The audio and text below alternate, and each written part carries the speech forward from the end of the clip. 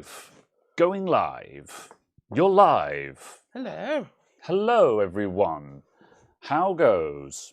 I want to point out that's not like my catchphrase, the whole going live thing. That's just what YouTube Studio says when you hit go live. It comes up with going live, and then you sit there for a few awkward seconds before it says you're live. So you know, I'm not going to take credit for that or anything. Anyway, yes, hello. How are we doing? Failing already. Failing already. What are you trying to do? I was trying to do the screw up on my glasses, and apparently it's already as tight as it goes, and they're still loose. Oh, I see. And I'm like, these are just broken. Oh, could it be that these cheap glasses are not, in fact, incredibly durable? Indeed. I mean, I don't know how long they've lasted, but they've done reasonably well. Yeah, nothing doing. I'm a big fan of cheap stuff. However, you can't really complain when cheap stuff is not. Damn it. Yeah. Have you mounted? I am causing a scene. Dear. But yes. Yes, very good. Right. Good. Hello, everyone. Yes, how are we doing? Yes, we are Two Guys Talk Delay Tactics. How dare you, Jay? How very dare. All right, yes, we're all good. We're doing a bit of a chat today. I've got some bits and pieces to do that I might do if I can be bothered. In terms of like just assembling more computers, but I kind of didn't want to title the stream that because it would be a case of we're assembling computers again. But on the other hand, it's like, well, I don't know, it's a tech channel, so I feel like that's kind of legit if we just keep doing that. What are you doing? Well, there's a flappy bit, and I'm like, what the hell is this? All right, Caradog's adjusting my flappy bits apparently. What? Oh, is it a vertical GPU mount? Probably. Oh, right. Oh, this. I see. I couldn't work out what this was for. Oh, yeah. I was like, this is the bizarrest fan placement. Yeah. There is, yeah, probably on the back of the P200. My God, this Acer monitor is so unstable. There is a flappy bit here that happens to line up with effectively the top of the port, so you can rotate the graphics card. I just couldn't work that out. There we go. So I might carry on fiddling with that while we do. It depends on how we go. So yeah. Let's see. But yes, Dylan Wilson asked, how's the week? It was okay. I got some stuff done. I'm kind of just trying to tie off jobs where I'm just like, why is this still here? I just need to order the parts and fit them. So it's just like, get them done. It's really... What do I need to do with this laptop? Oh, I need to prove it's not broken. Yeah. It's really easy to fall into a habit where you diagnose something, you're finished with the diagnosis, and then you just move on to something else, you know? And you're just like, yeah, I know what's wrong with it. I just haven't ordered the parts and actually fitted them. I thought that was the entire point of you using Amazon and not using, a part supplier, is because you're just like, oh, I've diagnosed this, order parts. Well, that works. Well, I mean, that doesn't work because you can't buy spare parts for laptops on Amazon. But yeah, the point still stands. The using of the eBays and the AliExpresses. Yeah. But yes, so yeah, I've been working on that. And CPU fan looks low down. It does kind of. It's because this is an ITX board, so everything is kind of middle mounted anyway, and it's a high mount power supply in this case. So everything ends up being very low. So yeah, that's normal. Firefriend says, do you like VR community? Man, have I got the video for you. You should watch the latest video. So yes, I am into VR stuff. Let's see. PC shop and tech channel assembling computers, imagine my shock. Yes, although I didn't... Part of me is just like, is assembling computers interesting content? I feel like if you're not doing it, like if there's not actually something interesting about the build, then it's not really worth sharing. But then on the flip side, like I feel like it's easy to forget. Like I keep thinking we need to do stuff that we haven't done and always be showing something new. But then on the flip side, like when I'm watching YouTube channels, I thoroughly enjoy just seeing more of the same thing. I'll also maintain it. At no point did we ever infer that we'd be creative or original. This is true. But I also at no point ever inferred that there would be any sort of quality to my output. I would be here and I would say lots of words for 3 hours, and then people would go, Thanks. Bye. That is my maximum commitment. This is If fair. you're still here and you're still watching, you're encouraging this. Ye says, do you use a specific supplier or are you using eBay primarily? I primarily use eBay just because all the suppliers are on eBay, you know. That was the thing I found absolutely wild Yeah. a couple of years ago when I looked at some parts for something. I can't remember what I was fixing. I was fixing something randomly for a work colleague, and like the flyers that came in the box for the parts were like order direct from our website and stuff like this. So I was like, oh, that's interesting. That might be useful to know because I know someone who runs a repair shop. Yeah. Maybe if it's relevant. And I looked at their prices, and their prices were more expensive than eBay, and they charged for shipping. Yeah. And they wanted you to pay ahead. Obviously, that's how it works. But they were like, oh, yes, we'll dispatch within 30 days. And I'm like, yeah, none of this makes it better than eBay. This is an absolute classic for LCD panels. LCD panel suppliers are like this all the time. You open up, you know, because I order a lot of LCD panels for screen replacements, obviously, and every time they come up, you know, you open the box and there's a flyer in there being like order direct from our website for better prices, and I'm just like, oh well, I'll have a look at that, and the price you'll be like sort of, oh yeah, that's about what I paid, and then you're like, that's X VAT. And it doesn't include postage, and I've got to place an order on your website or send you an email or phone you up. How is this going to incentivize me when I could just go to eBay and just do sort by price, cheapest first, buy it now? You know, convenience is king, man. And it's just like, you know, like I feel kind of bad whenever I'm ordering like components like SSDs and stuff like that. I use Amazon because Amazon is at worst the going rate. They're very rarely, you know, like there might be, you might find like, you know, scan.co.uk or something like that are a few quid cheaper sometimes, but Amazon are at worst going to be the going rate.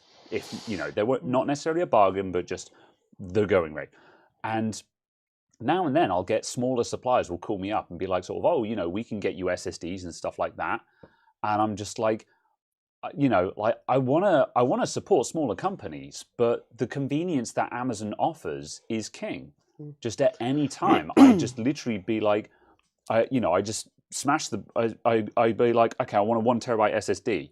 There it is. The price is agreeable. Buy it now, and it arrives on my doorstep next day. No one else can match that. You know, they're always just like, oh, just send us an email. I'm just like, no, you've already lost me. You know, I hate emails. I despise them with a passion. You know, as soon as you want me to place my order via email, you've lost me. I need to be able to just click the buy button and have it show up. That's the only thing that works for me.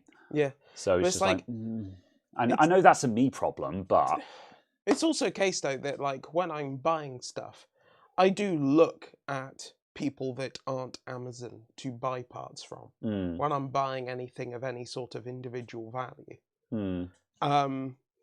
Just because it's a case where I'm like, well, I might as well buy it off of Scan when Scan is going to be 2 or 3 quid different in price, if that. Yeah. You know, I might as well buy it off of Box when Box is going to be 2 or 3 quid difference in price, or what have you. But it's also a case of I'm ordering one thing a month. Yeah. So spending 30 seconds to quickly flick through a couple of websites and double check the price is neither here nor there. Yeah.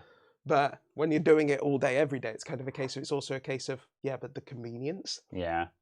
I do need to utilize Scan more often when ordering parts because, you know, Scan system is very slick and very convenient. Yeah. You know. The only problem I've got is the fact they want to charge 20 quid for delivery on everything. On everything? Well, everything I've ever ordered from them. Fair enough, it's like, here's this SSD that's this big and £80. It's now £100 because £20 delivery. And I'm just kind of like, yes, because DPD, but also I'm like, this could have gone out as a second-class letter and cost 80p to post. Yeah. Doo-doo. So you can buy on the bay with no VAT. Well, no, you're still going to have VAT. Well, it is complicated. Yeah, it depends on the seller. You have to pay the VAT on the purchase, irrespective of your VAT status. Yeah. The point is that if your turnover is high enough for you to be VAT registered, you can, in theory, claim that VAT back on your annual VAT return. which then means that you get that money back. Yeah, However, I'm not VAT registered, so I'm not reclaiming any VAT. So if I'm buying from a business to business supplier and they advertise me X VAT prices, so you know if they're advertising me a screen that costs £100 X VAT, I'm going to have to pay £120 for that because you know there's going to be VAT on top of it. And the problem is that people on eBay will probably be selling the same screen for £90 or £100, effectively including VAT, the paid for price, because you know you have if it's a consumer facing shop, you must advertise with VAT included. Whereas businesses will business to business, they'll often advertise X VAT because they're selling to a business that is going to claim the VAT back anyway. So they're not interested in the including VAT because they're effectively not paying it. However, because I'm not VAT registered, I will be paying it, so I want to see the including VAT price. Yeah. But yeah, VAT returns though, yeah, I will deliberately stay away from that for as long as humanly possible, just because so much complication. I can't be bothered with that. It is a system I have little knowledge of, but from what I know of it, it is a case of it is a pain. And just, it feels like a system that is not as efficient as it could be. We'll leave it there. Yeah. Before you start phrasing it in other ways. Yates says, getting issues with clients lately. If I get a screen off of eBay, will you fit it? What are your thoughts on this? And do you get this issue? I do occasionally get customers who come in and say, oh, I'll get the parts. Will you fit them for me? And I say, sure thing. And I charge the same labor that I would have charged on the job anyway. And I say, I'll fit that for you, but there's no warranty. There's no warranty on it, because if the parts are faulty, then that's not my problem. You know, like there would be a warranty on incorrect fitment per se. However, like if you fit a screen and there's a problem with it, that's not going to be because it was fitted incorrectly. Because obviously, you know, if I put the screen in, it doesn't work because I didn't plug it in. Well, I'm just going to do that there and then. But there's basically the only warranty on a screen replacement is if the panel fails because it was a bad screen. So so effectively, I'll say to the customer, yeah, I'll fit it for you, but there's no warranty on it because you know if it fails, it's because the parts are bad, and that's not my problem. But I don't mind doing it though, because as I say, I'll charge them the same labor that I would have done if I'd sourced the parts myself anyway. Yeah. So, so yeah. But I don't really get that too much for screens. I'll sometimes get it for I do get it for batteries and stuff like that. And I usually say to the customer, you know, I usually encourage the customer. I will say to them, you know, look, this is the battery that I would buy. I strongly recommend this one. Don't buy the cheapest battery. And if people rock up with a laptop and the cheapest battery they found on eBay, I'll usually say to them, I can fit this for you, but I'll warn you now, this looks like it's going to be tat, you know. On your head be it kind of thing, and let them make that decision. So yeah, it's more common with custom PC builds. Yeah, that's definitely the case. A lot of the time people will source their own parts for custom builds, and again, I don't have an issue with that because I don't like speccing and ordering parts for custom PCs.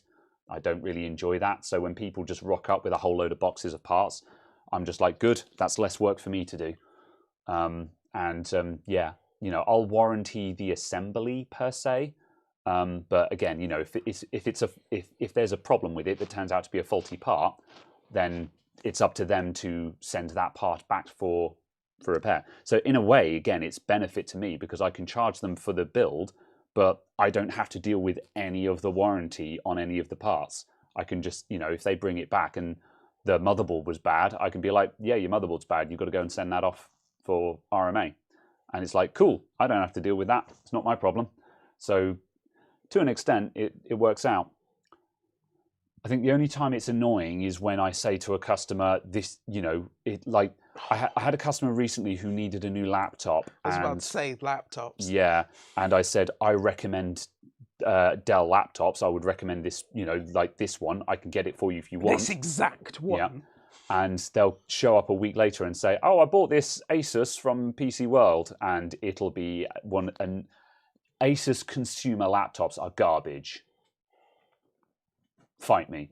And they'll rock up with an Asus Vivo book or something like that, and they'll be like, "Oh, I got this, and you know, oh, this will be all right, won't it?" And I look at it, and it's got like, you know, a Pentium Gold and 4 gigs of RAM in it, and I'm like, no, it won't be good. They're like, "Oh, do you think so?" I'm like, "No, this is why I told you to buy a Dell. This is why I also told you that I would supply it. I'm not going to give you my blessing. You know, I said buy this. You went and bought something else. No, I'm not going to give you my blessing on that. You know, it's just like." Yeah, I don't know. It's in a similar vein to the conversation that occasionally comes up with people where they're just like, "Oh, I bought this £300 laptop and it's slow and it's crap," and you're just like, "Well, yeah, unfortunately, it's because of the quality. Yeah. You know, it's because of the price of the device. The device is built to be cheap. You know, to hit a minimum viable price. What I'd suggest is one that's in the £500, £600 range. You'll get much nicer device that'll last a lot longer." And they go, "No, that's too much." And then they'll turn up like 2 or 3 months later and say, "Oh, can you help me with this?" And then they spent £5,000 on a MacBook. Yeah. And you're like, you spent £5,000 on the top spec MacBook and complain that the £500 laptop, I was like, this will be fine. Or you can get a second-hand £300 one, but we'll pick a decent one. Yeah. But no, the £5,000 MacBook. And they're just like, "Oh my God, it's so much better." And I'm like, yes. Of course it is. It's literally 11 times the price. Yeah.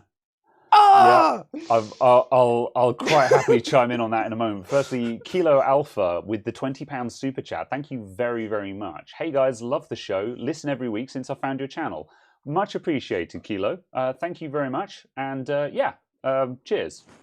Hope you're having a good afternoon. Quality rants, guys. Good. But yeah, no, I entirely agree. I mean, this is the Windows 11 problem. It's like whenever anyone complains about Windows 11 having higher minimum specs, and they're like, "Oh, they've made it so you have to have 8th gen Intel or whatever." I'm just like, this is why, because manufacturers keep making potato quality crap books. People buy them and they go, "Oh, I had a Windows laptop. It was terrible. It was ever so slow. So I bought a Mac and now it's better."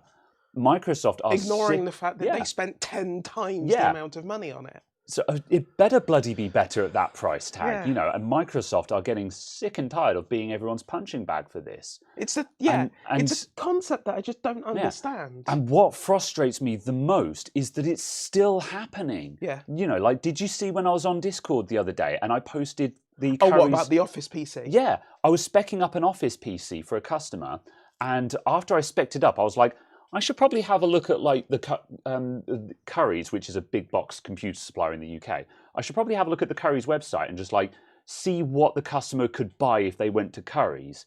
And the options on Currys, it was soul destroying. They were selling like £300 or £400 PCs that were like Pentiums with 4 gigs of RAM. Yeah, and 128 gig SSDs. Yeah, and or at best 256. Yeah, and I'm like, are you kidding? What is it? Is this really the state of computers right now?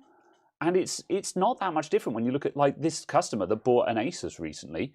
You know, she said sort of, "Oh, it cost me about," I think she said she paid like £300. I'm like, you know, the Dell that I recommended was like 330. You know, which is, you know, granted that's a low price at the moment. Prices are good on Dells right now, but still, I'm like, the better option wasn't meaningfully more expensive.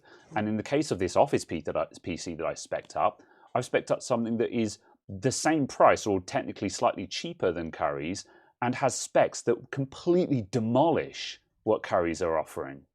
And I'm just like, you know, I used to have the tagline, I don't sell cheap computers, I sell good computers. But it turns out I actually sell really cheap computers as well. And I'm like, should I be charging more?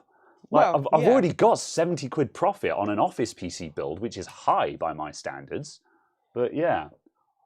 So yeah. I guess it depends. Because obviously if you run the numbers, if you can from start to finish, so from opening the first box to having Windows installed, do that in 30 minutes, then yes, £70 is a decent margin on it. But if you can't and it's an hour, no, your margin should be 140 quid in it. Yeah, that's fair. I do it. Because electricity costs have doubled, because broadband costs have gone up 25%.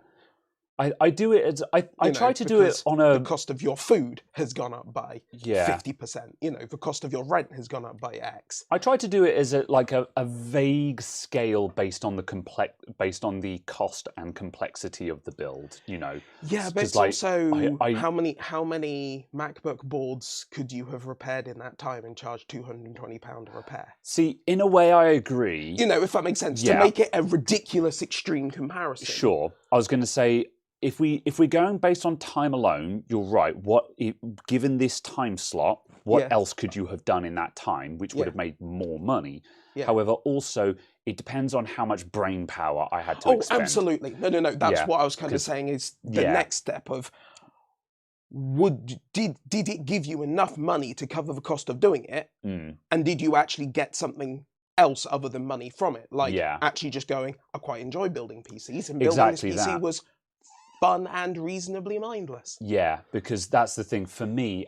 Having a mixture of jobs in the shop, including a mixture of easy jobs where I can just put on YouTube while I'm doing it, that is effectively rest time for me. Yeah. So like I can do some, you know, I can do an intensive job in the morning where I had to be like, what's wrong with this kind of thing, and then in the afternoon I can be like, right, just got to build this now. I don't have to think, and I'm still earning money, kind of thing. Not as high a rate as money as I would have been on the intensive one, but you know, for people who do board repair all day, every day, I don't know how they have the brain power to do that, you know. But well, as Lewis Rossman said, doing all of the things that don't require you to engage the brain. Yeah, this is true. Yeah. Literally just going through, right, is it this cap I know that fails all of the time? Is it this cap I know that fails all the time? Oh, it's this board I know this fails all of the time. You know, and ticking those off. And if you get a win 70% of the time with those, you've not engaged your brain on 70% of those board repairs. But you've still done a board repair. Yeah, but obviously it's the kind of the case of getting to the point where you can do those. You know, it's the four levels of learning a skill. Yes, I can't remember the levels, but I know what you're talking about. Yeah, conscious incompetence, conscious competence, unconscious incompetence, unconscious competence. Yeah, effectively, to use slightly different words on it, but yeah, those. The case of when you get to the point of where, you know, at one point when you first start, you are consciously not capable of doing it. Yeah. Then you become consciously capable of doing it. Then you kind of stop thinking about it consciously, and suddenly you can't do it anymore. So you have to be thinking about it. But then you progress a bit more, and you become able to not consciously think about it, but still do it. Like riding a bike or driving the car. You're not actively thinking every second, right, I need to use the accelerator, I need to use the brake, I need to look in my mirror. You're just doing the task. Yeah. And it's that. And then Ultra Instinct kicks in, and you start hearing a sinister piano theme in the background. I thought you were going to say you start hearing gas, gas, gas. I was making a Dragon Ball joke, however. I was making an initial D joke because cars. Fine. Also, I want to do a quick shout out just because it scrolled off the top of the screen, but just because at least someone enjoyed the video. Man Cave Hobbies said, I started to make the body tracking system for VR. So yeah, cool. I hope that goes well, and I hope it all works. I want to give it a go. I really just want to building them, or just trying out full body tracked VR. Yeah. Because obviously I've done it with my Cosmos, and I've done it with the whatever the Oculus thing was you have. The Rift S. Rift S. Yeah. I've done it with those two, and obviously I've kind of seen the difference in those in kind of different price points of inside out tracking, and then just kind of also full body tracking as well. Yeah. If you're I mean, if you're generally about this weekend, I'll probably bring my because I'm hanging out in the shop this weekend. So if you're around, I'll probably bring my VR kit over as well. I also want to look at your new headset. Yeah. And just be like, does this suddenly make me go, oh, yes, the resolution? Yeah, that's fair. Because my requirements for VR, for the stuff I want to use it for, are very static. I'm not very fussed about the actual VR tracking stuff because I want to use it for racing games, videos, and virtual desktop. Yeah. I want to watch 3D films. in VR headsets. Yeah, well, and that's stuff like that. That's what the HP Reverb is really good for, because the HP Reverb has certainly without spending bonkers money, it has one of the best HMDs on the market. But the downside of it is that the controllers suck. The controllers and the tracking thereof is bad. And having used the Reverb for about a week or two now, can confirm it's hilarious. You know, it's so easy to put them out of range. And like again, like in VR chat now and then, you know, if you've been looking up at something, you know, because it has no downwards pointing cameras. So like if you look up, your controllers will go out of its field of view. And your avatar's hands will just go, ooh, you know, and then you look down and then go, you know. I find that especially hilarious, given you were saying about having like arm trackers. Yeah. So you have an arm tracker, and then your hands just lose. So your hands detach from your arms that are still there, and they just kind of stretch. That's all I'm imagining. I don't know if having arm trackers will assist with that or not. Actually, I'm very curious as to if arm trackers will assist with that, because. Because the problem is technically the hand controllers are, well, for the VR for Slime VR, which was the system that I demonstrated in the latest video, the HMD is the authority. That is this is absolute. Everything hangs off of the headset. But the controllers, I don't know how much priority they have, because technically the controllers have a higher level of tracking on them because the HMD can see the controllers. But obviously your headset can't see the trackers effectively, so the trackers will provide information. However, they can't override anything. Whereas the controller, it's a case of if the controller has drifted and thinks your hand is over there, but your arm tracker is here, I don't know whether your hand will still drift over there, kind of thing. Your arm just kind of stretches. Yeah, exactly. Weird stuff can happen because, yeah. So, nah. But yes. Yeah, but anyway, we'll have a look at it this weekend if it comes up. Right. That conversation just suddenly came to an abrupt end. Yes, but no, I do want to do racing in VR. Oh yeah. I kind of want to try that out, but there's just no racing games that I play at the moment. Yeah. So yeah, it's one of the things I was very pleased about. They introduced in F122 was they specifically included VR support. Like it's actually in the game. The game officially supports it. You'll get official EA support. As good as that will ever be, I'm sure, for making VR work. Because like F1 2021, it was kind of there. Like you could launch it, but there was zero support. So it's a case of if it doesn't work, it doesn't work. Tough luck. Whereas at least in 22, if it doesn't work, in theory, they have to provide support because they say it's supported. Yeah. So I'm like, it should work. Yeah. I can just imagine going around on that and just being like, ah, the entire time.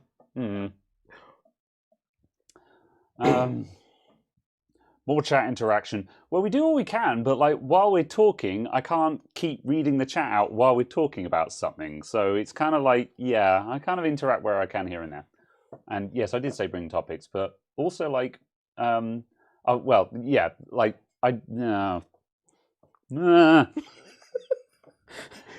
Random gesticulation. Pell or Pele, I'm not sure.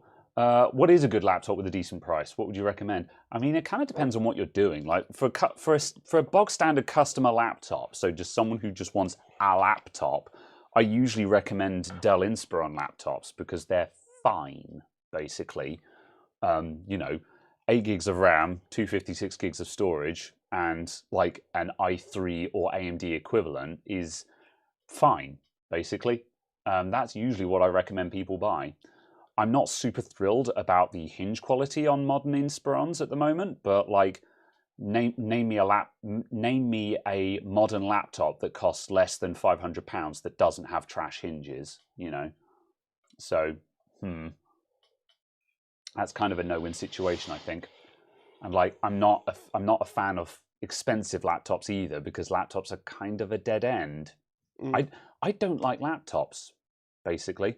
That's just That's just where I'm at. I don't like laptops. I think it's a case that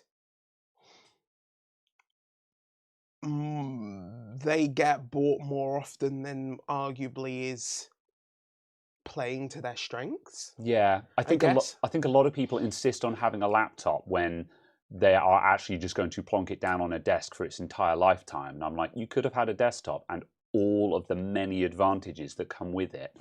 You know, like if you actually need a laptop and you want to sit on a sofa with it or something like that, fine, sure enough. Yeah. But there are so many people where the laptop just lives on a desk plugged in the whole time. And I'm like, this didn't need to be a laptop. And if you'd gotten a desktop, you could have had a bigger screen, a nicer keyboard and mouse. It would have been repairable, and it would have been upgradable because it's modular kind of thing. And it would probably end up costing the same amount as the laptop for all of those, more or less. And arguably, you would have, for the people who make the comment of not having the space, it's a case that in a lot of circumstances, you can make it so the space used is very comparable. The only difference or difficulty is if you're wanting to like use it on the table in the kitchen. If you're wanting to use it on the dining room table. That's reasonable, yeah. And it's a case of you need to be able to literally pick up the entire thing and not have it be in that room anymore. Yes, if that is your circumstance, I understand, but now you're playing to the strength of the laptop. The strength of the laptop is its portability, and that is using it as a portable device. Yeah. I'm talking about the people who literally sit it on a desk, it lives on that desk, they've even got a mouse for the desk. Yes. Kind of thing. And I'm just like, yeah, you could have had a more ergonomic position with a bigger, better screen, etc., etc., etc. Yeah, like you say, if you're using it as a mobile computer, so you know you don't use it on the sofa, but you know, like I say, a kitchen table, so somewhere where it's going to need to be put aside now and then, things like that. Sure, no problem. But yeah, I just don't think a lot of people necessarily do that, or they could easily just have a desk in a corner that would be better suited. But yeah, does a laptop now cost less than a PC and a monitor combo? Yeah, about the same. You know, like I would expect them to be similar. I would expect a PC monitor combo to be more expensive. Well, I spec'd up an Office PC this week that was I spec'd up a home office computer that was a Ryzen 5600G with 16 gigs of RAM and a 1 terabyte SSD, and sure, it was in a tin box case, but also I think with a monitor, keyboard, and mouse, I was still at like $430 with the monitor, keyboard, and mouse. So like, take the monitor out of that, and so like you can buy a decent laptop for like $330, $350, but that laptop is going to be 8 gigs of RAM and a 256 SSD. I could probably cut that PC down to $350 with a monitor, and that's a 24-inch IPS monitor. You know, if I dropped down to like the cheapest monitor I can find, which is what the laptop is going to have in it anyway, I could probably compete on price. But it's a case of pay a little bit more, and you get an awful lot more computer kind of thing. It's certainly one of those things which I say to people about buying more monitor than they think they need. Just because it's a case of like the monitors we've got in the office. I massively overspent on them and bought Dell UltraSharp U24, whatever the hell they are. But I bought those 6 years ago. Yeah. And I'm looking at them and going, I could buy new screens, but what actual benefit would there be? Yeah. Sure, I could maybe go up to 4K screens, but now I have to run everything at 200%. Yeah. I could go up to HDR screens for HDR Word documents. Yeah. I could go to OLED for infinite contrast Word documents. Yeah. I was like, there is no benefit. No. And sure, I spent, what, £500 per desk on monitor sort of thing? But it's also a case of I'm like, the only reason I'm considering replacing a couple of them now is because one of them's failed. Yeah. And I'm like, oh, I kind of want people to have matched pairs just because the colours have massively drifted over time. Yeah. They're still together as a pair, the monitors together are still in sync, but each desk has got out Yeah. of sync with each other. Yeah. And just seeing some people where they've got effectively a blue screen and a red screen, and I'm just like, this annoys me. Yeah.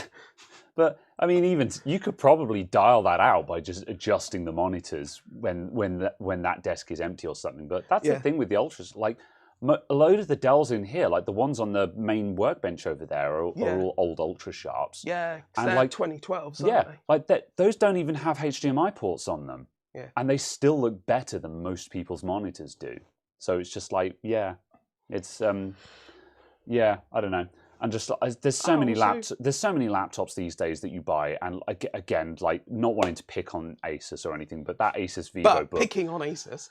You look at it, you open it up, and just the laptop it's got no contrast at all, and you're like, God, this panel is awful. Yeah. It's 1080p, but God, it's the cheapest 1080p panel on the market, you know, and it's just. Yeah, we've had the technology for a long time. Yeah, it should be better. It was like the comparison I made with the bloody late 2012, early 2013 MacBook that I've been using, and just the fact of me using that and just being like, oh yeah, this is what half decent screens look like. This is the level of monitor I'm used to. And then I look at Windows laptops and just kind of go, oh, yeah, okay. Yeah. Loke says, should I wait for QD OLED monitors to buy? Depends on how much you're spending on your monitors, I think is the ultimate answer to that. If you're the person who's looking for a £120 monitor, they'll probably never be down at that price in a reasonable timescale for this conversation. Yeah, like OLED is a four-figure sum right now anyway, isn't it? If you're someone who's spending £700, £800 on your monitors, then yeah, absolutely, it's worth looking at the QD OLED options. Although again, £700 or £800. Yeah, but they're £700 or £800 each at the moment, aren't they? Oh yeah, but that's what I'm saying. If you're someone who's spending £700 or £800 on a monitor, yeah, I guess it depends on. Yeah, it depends on your approach there. Because like whenever I'm buying monitors for myself, the problem I always have is like spending £700 or £800 on monitors. Sure thing, but I want two of them, which means actually I'm spending more like £400 on a monitor because I want two. So for me, it's just like, even though I'm going to spend several £100s, you know, I can't actually buy top end because I want two of them. Yeah. Although I think I have a suspicion the next time the next time I change my monitors, I'm probably going to buy a big main screen and a smaller side screen. And actually go for an unmatched pair. I don't know how I feel about having an unmatched pair at home still. Same. Because obviously I've got such a diversely unmatched pair. I've got a 55-inch TV and a 30-inch Dell UltraSharp. So that's very unmatched. And I think because it's so unmatched, I can deal with it. Yeah. But I couldn't deal with two unmatched, 24-inch screens that weren't the same model. I couldn't deal with two 30-inch screens that weren't the exact same model and basically the same age, things like that. Because they're so vastly different as displays, because one of them's IPS, because one of them's OLED, I can deal with them being different displays because they are completely different displays. But two slightly different LCDs where you've got slightly different shades of white on each one, that's vexing, Yeah, or like one of them was high refresh rate and one of them wasn't. In the same size, in the same format, kind of thing. Yes. I don't know if I can deal with that. Same size and same format. If you're going to run unmatched screens, one of them should be a completely different size and format. But that's why I would run unmatched screens, you know. Like I would consider getting, like one of these new 30-inch ultra wides or something like that, and then have a vertical next to it or something. But yeah.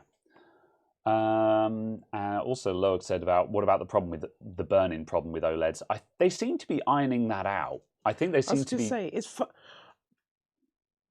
The only media I've seen on that is lots of people saying about how it burns in from productivity use. Yeah. But then the only examples I've seen anyone give is Linus's video where he said, oh yeah, I left this on a spreadsheet for 8 hours every day for 4 months and it burnt in. Yeah. And it's kind of a case of, it's like, sure. yes.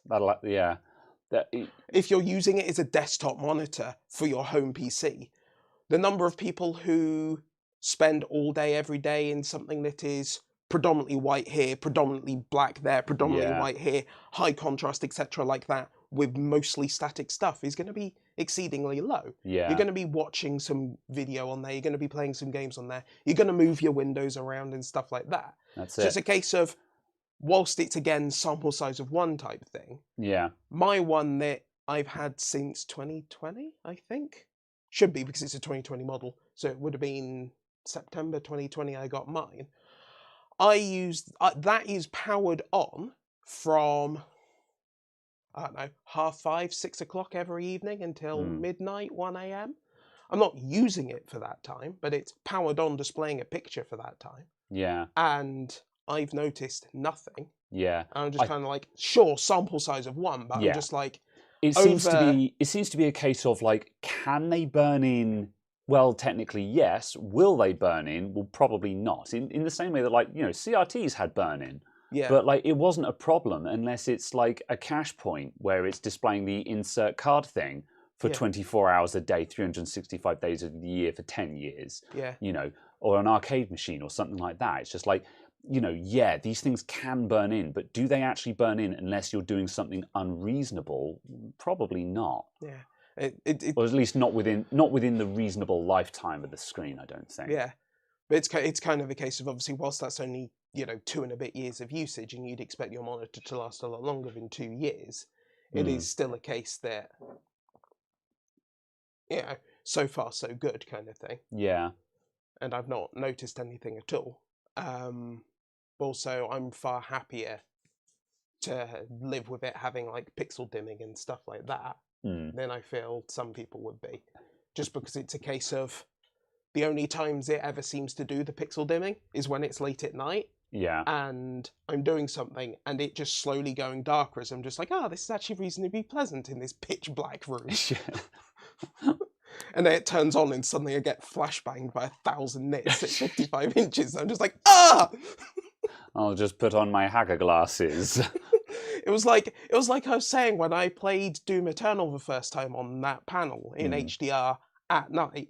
It was like, because there are so many elements that were bright and flashing, I was suddenly just like, I've actually induced a headache because of how bright this thing is in this dark room. Okay. Wow, that wasn't an expected effect of HDR. Yeah, I was going to say, HDR is nice, but like a dark room is bad, you know. Have some ambient lighting, people, you know. But it was just that fact. I was just like, everyone's complaining about OLEDs not being bright enough kind of thing. And I was just like, yeah, but play in an actually dark room and ta-da. We plan to do something with the computer between you, or is it just a prop? Yes. Yes. Yeah. I say I'm going to. Well, I might do stuff with it. I'll think about it. I will think about doing things with it, perhaps. Yeah, I might do it if we just like running out of stuff. This is a second-hand build, and I just need to put another power supply in it and swap the graphics card out, so I can stick it out on display as a second-hand gaming PC again. Are you going to put your old 1060 in it? I don't know, actually. I was going to put the 970 I have kicking around. But on the flip side, though, if I put the 1060 in it, it would actually have a competitive graphics card. So now you mention it. Yeah, now you mention it, putting the 1060, I would feel better about it if I put the 1060 in it. It's 4th gen i5.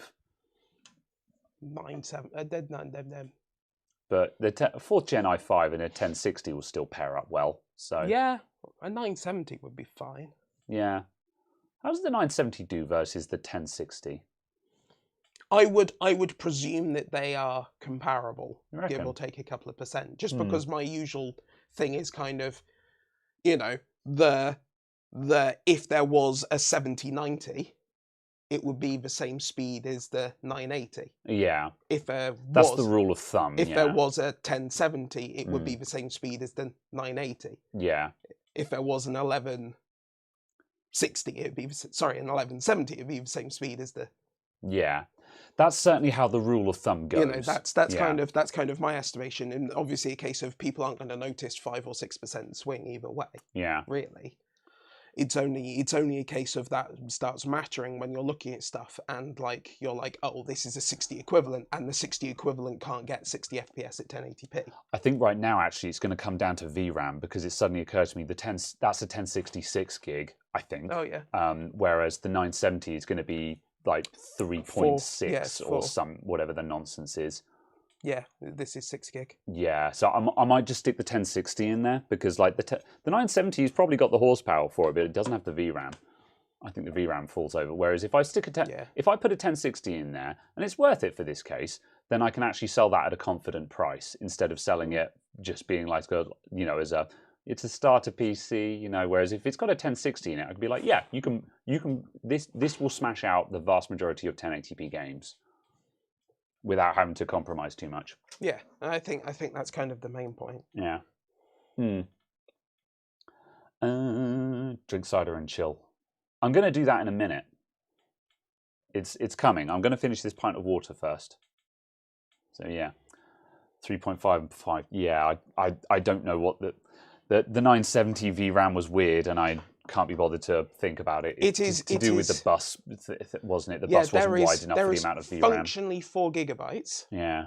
But 500 megs of it is slower by a significant amount because of a weird situation that I never actually particularly looked at, because I was just like, oh, that's unfortunate. Yeah. Also, just, I don't know if it's me, but the 970 seemed to sell really poorly.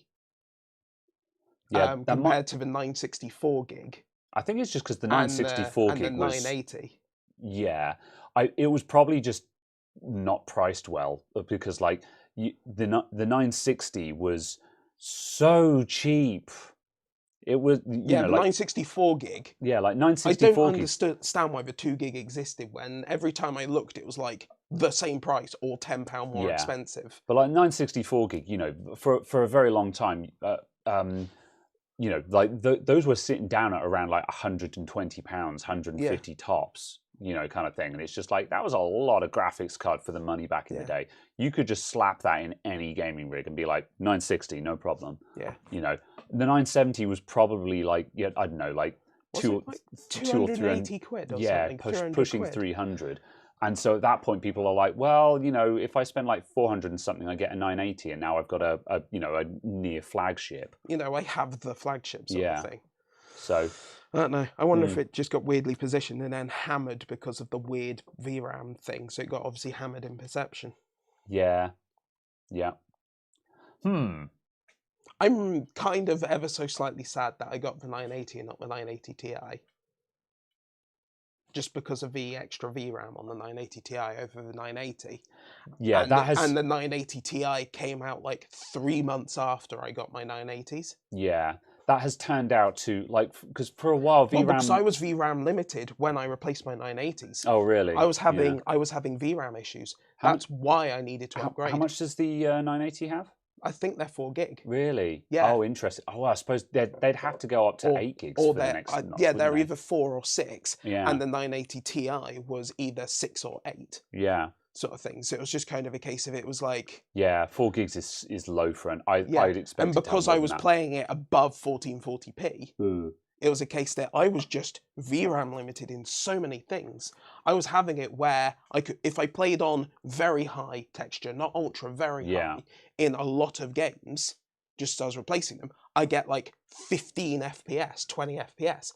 But I drop to low textures, but keep everything else up, I'd suddenly hit 80 FPS, you know, or 60, 70, 80 FPS, that sort of range. It was just like, oh, no, I'm VRAM limited now. Yeah, fair enough.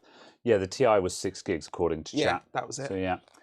And also hello there, Wild Floor Lamp. Never quite looked into the 970 VRAM situation. I don't know if there'll be a write-up on it somewhere. It was weird. It was to do, like, I think they had, I think the main memory bus wasn't wide enough for the full 4 gigs. So they had half of it on like a shared bit of bus, or like, it's kind of like how, I think like I might be completely off the mark here, but it's kind of like Windows XP, Windows XP 32-bit, limited to 4 gigs of RAM, but in real life you're actually limited to like 3.6 because there's also hardware addressing for other places that it also needs some of the address bus for.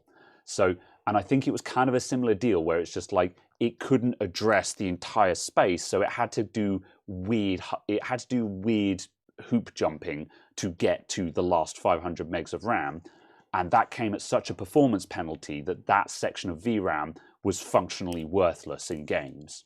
You know, so it was a case of, yeah, it technically has 4 gigs of VRAM, but half of it was at a performance penalty as such that there was no point in using it. And there was a big old hoo-ha about it. There was a class action lawsuit and everything. Yeah. It was kind of a big deal, but yeah. Which Nvidia lost. Yes. Yeah. Like I don't know how many people it really affected, just because the vast majority of like you were limited with your 980s, but you were among one of the few people that would have been running past 1080p of that era. Well, vast yeah. majority of people. I was playing it 2560 1600. Yeah. Oh yeah, yeah, okay, yeah. Because so I was playing 16 by 10. Most people above. Yeah, most people would have been either on 1080p or 1680 by 1050, which is more or less, you know, well, yeah, which is a weird in between resolution, but very very similar pixel count. But yeah, that, and then it was a case of the way that obviously it massively demonstrated it was VRAM limited was just the fact that I was playing an SLI as well. So obviously, like the actual raw throughput of the cards was definitely high enough, but it was just a case of it was definitely texture resolute or VRAM limited. Yeah, fair enough. Apparently, the 970 was top of the Steam hardware survey ahead of the 960 in September-August 2016. Really? So yeah, wow. apparently, I mean that's good, I guess, but also just a case it was of a big card. Oh, yeah, I mean, shocking. I knew one person that had it, but yeah, I don't know. That's from that era where I wasn't really paying that much attention to hardware. Just because, there's just a weird gap in my computing history where, because I couldn't afford to upgrade my computer for a very long period of time, I just wasn't really paying attention to hardware. Just wasn't something that really came into it. But yeah, do I have any thoughts on GPU price in recent years? Well, I mean, they're certainly coming down now, which is very good. Well, I'll rephrase that. Yeah, they are coming down, but they're only coming down to the point of this is where they should have launched at. Yes, yeah. They're not actually coming down to the prices they should be at 2 years after launch.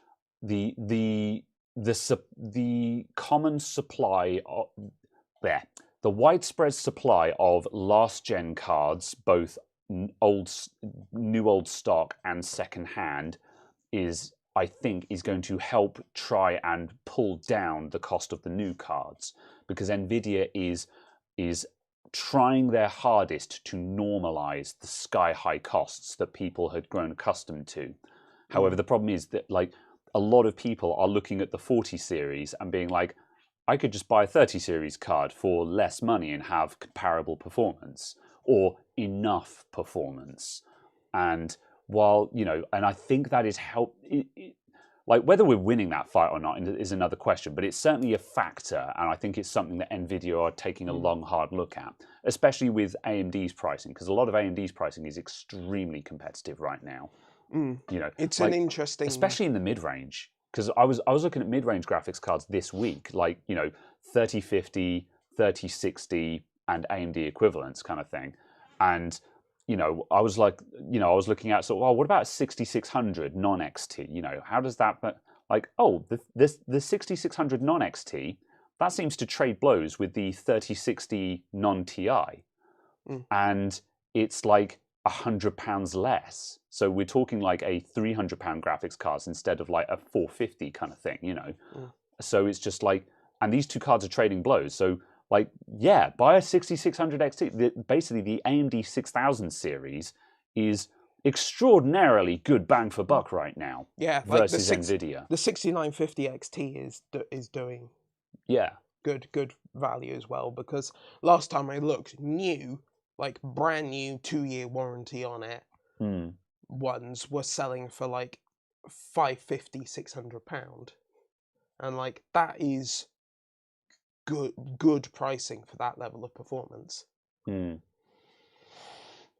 Yeah. So while you know, I mean, It's like not- it's not- Quentin says, I disagree. GPUs are still grossly overpriced. I mean, I don't disagree. We want them to be cheaper, and Like- we can make an like this. This is kind of my beef. Is like, you know, when you watch like Gamers Nexus and Steve is sort of preaching about how it should cost this much and how much are we paying versus how much we would have been paying for last gen, inflation adjusted, etc., etc. Yeah. I think you can make a very strong argument that modern GPUs are overpriced. Yeah. But also Certainly significant. Yeah. Certainly a significant amount of the price increase isn't because of cost increases. Yeah. However, by the same token, when people say, you know, oh, this is the price on this is bad, I'm just like, okay, you're probably right. There's a very strong argument to be made about that.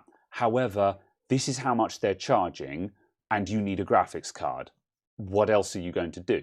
So while I'm not saying that we should embrace that, but you know, like, I don't know. I guess it's kind of like with you know, the 47. I can't remember if it's the 4070 or the 4070 Ti. Someone in the Discord was looking at that, thinking about buying one, and like a lot of the reviews are being like, "Oh, it costs too much" and stuff like that. And it's like, yeah, okay, so we can make an argument that it should be cheaper for what it is, but also if you look at the cost of other graphics cards that have the same performance, the price of those graphics, you know, it is providing the same amount of performance as this other graphics card while costing a similar amount and being a generation newer. Therefore, right now, it is a good purchase. You know, now we can. The 4070 does seem to have been a reasonably good value launch, certainly by comparison to the 4080. Yeah. And like we can cry all we want about how it's probably been power hobbled and how the hardware probably would have been capable of doing a lot more, but Nvidia have massively power limited it to put it in a particular bracket. But the fact remains, and it's like, be that as it may, it is a graphics card that provides this level of performance at this price, and you can't find another graphics card that will provide the same performance at that price that is of the same generation. And you know, like you could say sort of like, well, a 3080 has the same performance and is a similar price. It's like, yes, but it's a generation older. Therefore, you should buy the newer generation card because a newer generation is always going to be better.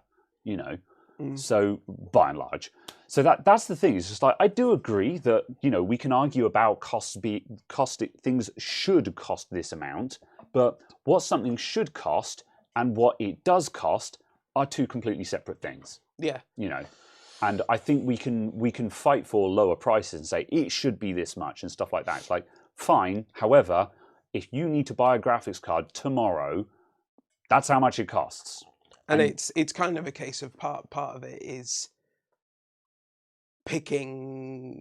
actually picking the things that offer the value out of the entire spectrum of products that are available. Is not just blindly looking at second-hand pricing and going, oh, because it's second-hand, it'll be better value. Yeah. Because the way that the market is currently settled in is the fact of an awful lot of the stuff of the people who are looking at the second-hand stuff have looked at the price of the new stuff and gone, well, I can price my second-hand thing 10 or 12% higher than I thought I could, because look at what the price of the new thing is. So yeah, the pricing hasn't necessarily done the traditional thing of second-hand, therefore 60% of the cost or whatever it is. Yeah. You know, it's a case that second-hand stuff is holding value because the new stuff is so expensive. Because the new stuff has been priced a tier higher. Yeah. Sort of thing. Because and that's super bad. That sucks.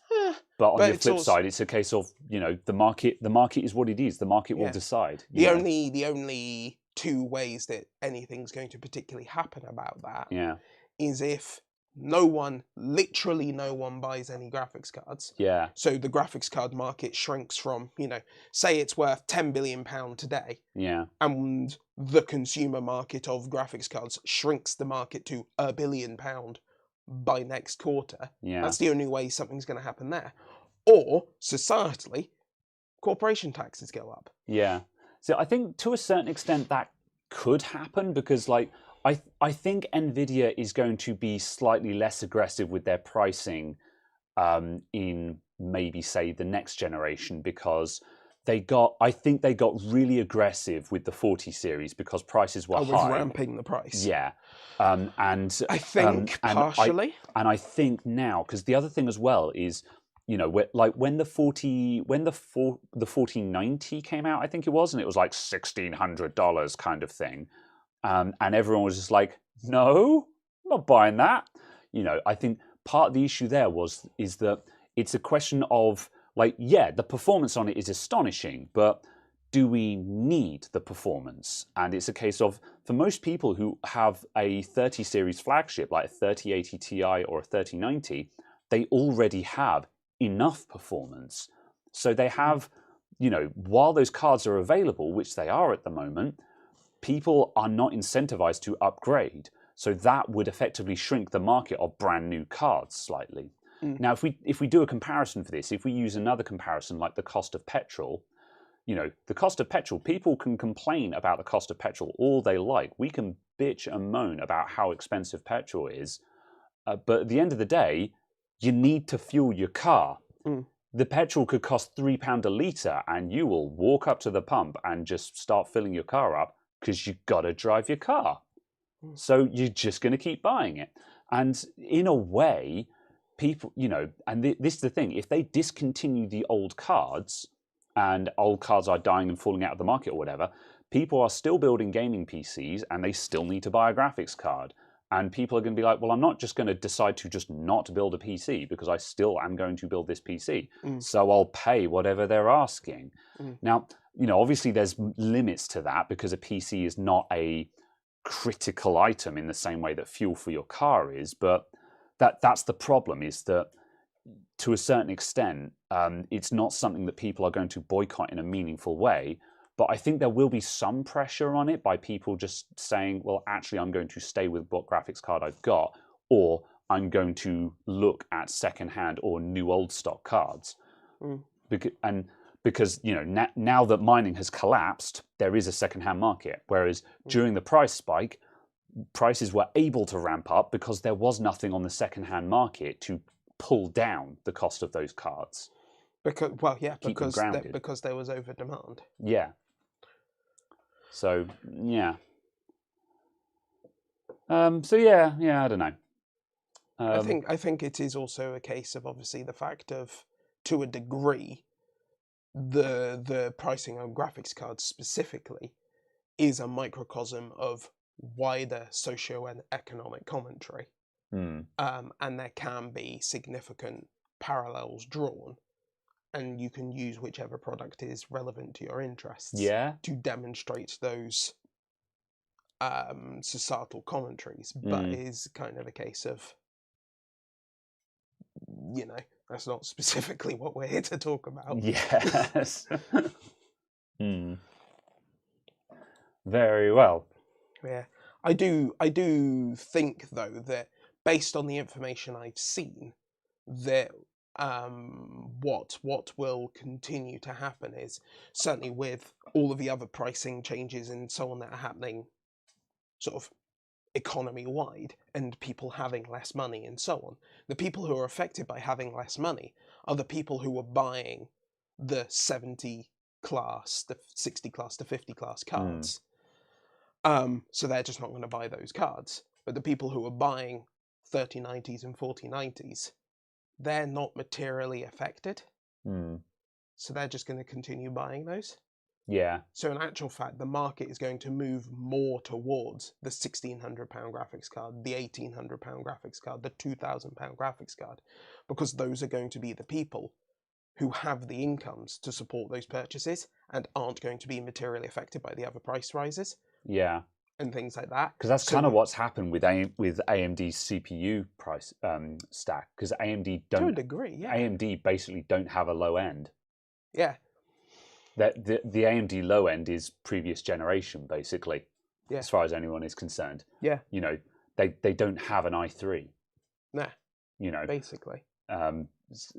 They literally start at the i5 class and go up from there. And so, yeah, in a way, that's a similar thing. And they haven't bothered releasing a low end because they don't need to. Also, a on the case flip of, side, though, it's in a way that's a shame because it means that there could be some really cheap gaming PCs that would be possible if they had a low end. But yeah, but also at the same time, those cheap gaming PCs are possible because the 12100 exists. yeah. Yeah, I think it is a case that what we're going to see is because of the recession, potential recession, definite recession, whatever your commentary is on that, because of the lack of availability of money, we're going to see that prices are actually going to increase. The average cost of things will increase in computers and so on, because they will become more affluent purchasers. The more affluent purchasers in the market will continue purchasing their products, and companies will see that they're the only products that sell. Yeah. So they'll have to appease that market because they're the only products that sell, and those companies will want to stay in business. So the market will move in that direction. Yeah. Even though there are fewer people with the money to purchase the parts, the people who have the money to purchase the parts are purchasing at the higher end. Yeah. So the market will skew in that direction. Because that's where the movement actually is in the product. It's that old story of people are going sort of like, oh, no one's buying X. It's like, yeah, because their X isn't available, which is why no one's buying it. If you make X available, then people will start buying it, and then there will be profit there. Yeah. And so, yeah, chicken and egg issue. Very well. Well, at any rate, on that note, I'm going to put a power supply and a graphics card in this then, I guess. Shocking. Scandalous. Yeah. And I might do it while I'm drinking some cider because I think it's time. So yeah, I'm going to do it. I'm going to pick up some bits. Very well. Right. I even have an assistant to cider me up. My friend of the channel, Kyle, is here today. He's sitting off screen as our live studio audience, not providing a laugh track, I might add. I was waiting for that. Yeah, that's fair. What have you got? Holds up a sign that says applause. Yeah. Applause. Thatcher's Rosé or Thatcher's Haze? There's a Katie as well. A Katie. I haven't had a Katie in a long time. Can I have the Katie, please? You may. I'm quite partial to a It's a Katie. gift, so you can have whichever one you like. Ah, thank you very much. This is greatly appreciated. Thanks, bro. Are you partaking in the cider action? I will cider. Will you be also Katie? I will haze, please. Haze. Yes, thanks. Lovely, thank you. Was it Thatcher's that did the lemon one? The lemon Thatchers. Yeah, was it Thatcher's that did the lemon and blood orange? Yes, it was. Those two were very good. Yeah. They were very good. They weren't like, craft cider winning products, obviously. Yeah. But like I enjoy drinking cider of an evening and having a singular one because it's tasty. Something that you can buy from a supermarket. Yeah, because it's like I drink cider because it's tasty. Yeah. It's certainly very solidly sat in that category. Yeah. Category. Right, Hammer of Thog.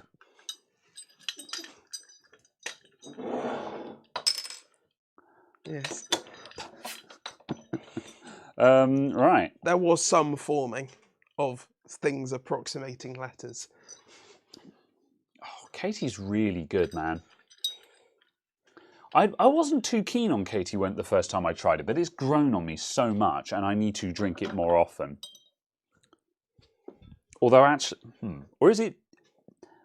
It says it's a medium dry, but do I like it just because it's actually sweet?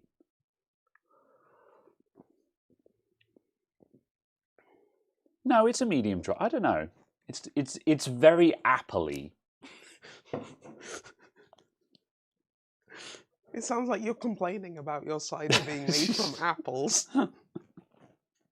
You come here for my opinions, everyone. Here they are. Right. Luckily, I have an audience. Yes.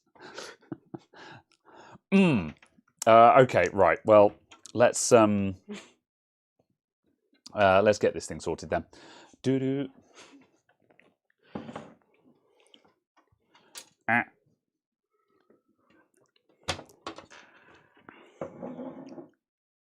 Right. Big keg of lilies. I'm not familiar with lilies. Is good. Yeah. They do some interesting things. Yes. Yes. I went to a cafe. I'll call it a cafe. Cafe. In Weymouth. There we go. I was getting there. I went to a cafe in Weymouth and they had a big lilies banner out the front. And I was just like, oh, yeah, all right, I'll go eat in there instead of, the place down the road that was my actual destination. Yeah. I was just like, ha, the advertising by Cider worked. And I went in there and I had a bee sting. And the bee sting is one of their berries. Okay, right, yeah. I was going to say, that sounds like a terrible time, quite frankly, And I don't know, it did not taste overly perry to me, but was exceedingly refreshing. Very well. It hit perfectly on the mark of being a refreshing drink after a long day of walking around. And by long day, I mean mostly sitting down and eating. You looked exceedingly confused by the graphics card. Yes, because I looked at the outputs on the back and I'm like, wait a minute, this has got the same bizarro outputs as the 1060. And I'm just like, wait a minute. It's the same card. But yeah, this 1060 bizarre and it confuses me. Because it looks archaic and you think that must be a knockoff card or something. Because it's got dual DVI on it. It's like a 10 series card with dual DVI. What the hell, And like, yeah, I don't know. It just seems really old for its time. I mean, And this 960 is basically the same construction almost. So I don't know. I guess they're only one generation apart. It's not that surprising. Do you remember when you used to buy your graphics cards brand based off of the outputs it offered? Because each brand would have a different affinity for a different connector. Yeah, that's true. I guess that's probably why, because this is from the tail end of that, isn't it? Yeah. I remember that being a thing, though. You'd be like, oh, yes, I'm going to buy the Asus one because the Asus one is the one that comes with the dual display port. Oh, I'm going to buy the Gigabyte one because it's the one with the dual DVI. I'm going to buy the Zotac one because I'm cheap. Yeah. I'm going to buy the Eno 3D one because I like Asia. To be honest, like, whenever someone sneers at cheap graphics card brands and stuff like that, I've never had a problem with a cheap graphics card. You've always complained about my cheap graphics cards. There's so much coil wine.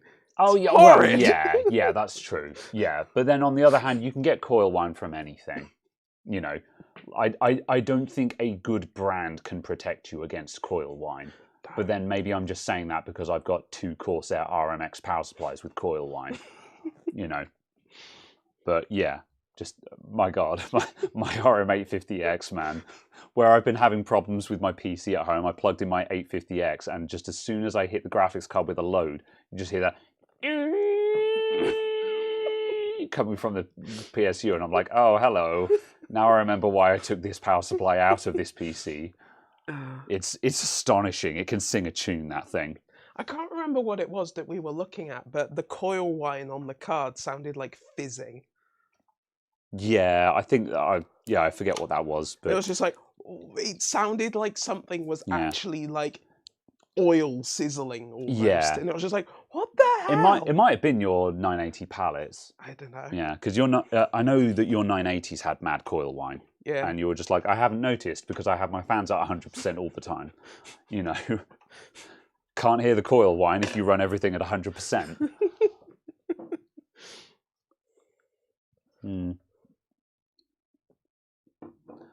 Right. You got a 4080 Strix, don't talk to me about coil wine. Does it really? I'm a bit, that's kind of a concern because like one of the things that I've liked about the 40 series graphics cards is they all seem to have an overkill power delivery on them, which to me is just like they seem to be overbuilt. Like the 4090, for example, a lot of the partner cards are built for 600 watts of power, when in reality you're probably not going to push more than 400 or 500 watts through them. And so it just means that they've got great cooling and great power delivery because you're not running them maxed out, as opposed to the 30 series cards that were always riding the limits of what the cards could do, you know. And like, I guess in a way that's a good thing. You're getting your money's worth out of it. But, you know, it's been nice to see that 40 series cards don't run at absurd temperatures, for example. Yes. But it's Yeah. also a case of, like, with the 4090s, that's also because the GPU weighs 2 kilos. Yeah, I guess, yeah. And is, you know, Yeah. 80 centimeters long. Nekuz says, tough 4070 Ti here, and oh god, the coil whine and other weird sounds. That's a bummer, man. Yeah. There is some component in my computer that has started ticking. I see. So That's probably a fan bearing. You know the sound that like an engine makes when it's really, really hot and it's cooling down? That metal ticking noise? Yeah. It's that. That's a fan bearing somewhere. And I'm just like, what? But I will go round and I will stop each fan individually. Oh, really? And it's none of them. Oh. And then something will start vibrating and make the case sympathetically vibrate. And I'm like, what is going on? Yeah. It is the worst when you have a fan that settles a particular speed where it just starts going. I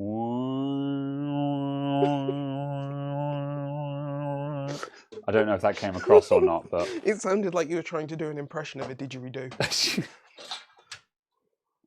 I'm not going to try and do a didgeridoo impression, even though that was a perfect time for it. Shush. If you get into trouble, make it sound like a dying giraffe. That instantly ages anyone who gets that reference. Hey, did that sound like a dying giraffe to you? Right. Hang on a minute. I'm going to do something productive. Stand by, everyone. Red October, standing by. Right.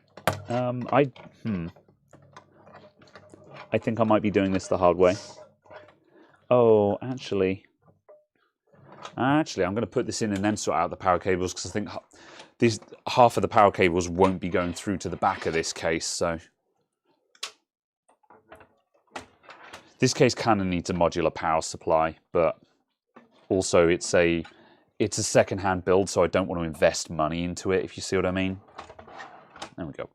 This is just going to be like, you know, some kid's first gaming PC. Oh, right, yes. We need screws. There are no screws. Have we got any suitable screws there? There's a couple. There's enough for a power supply there, I think. Yeah, that'll do.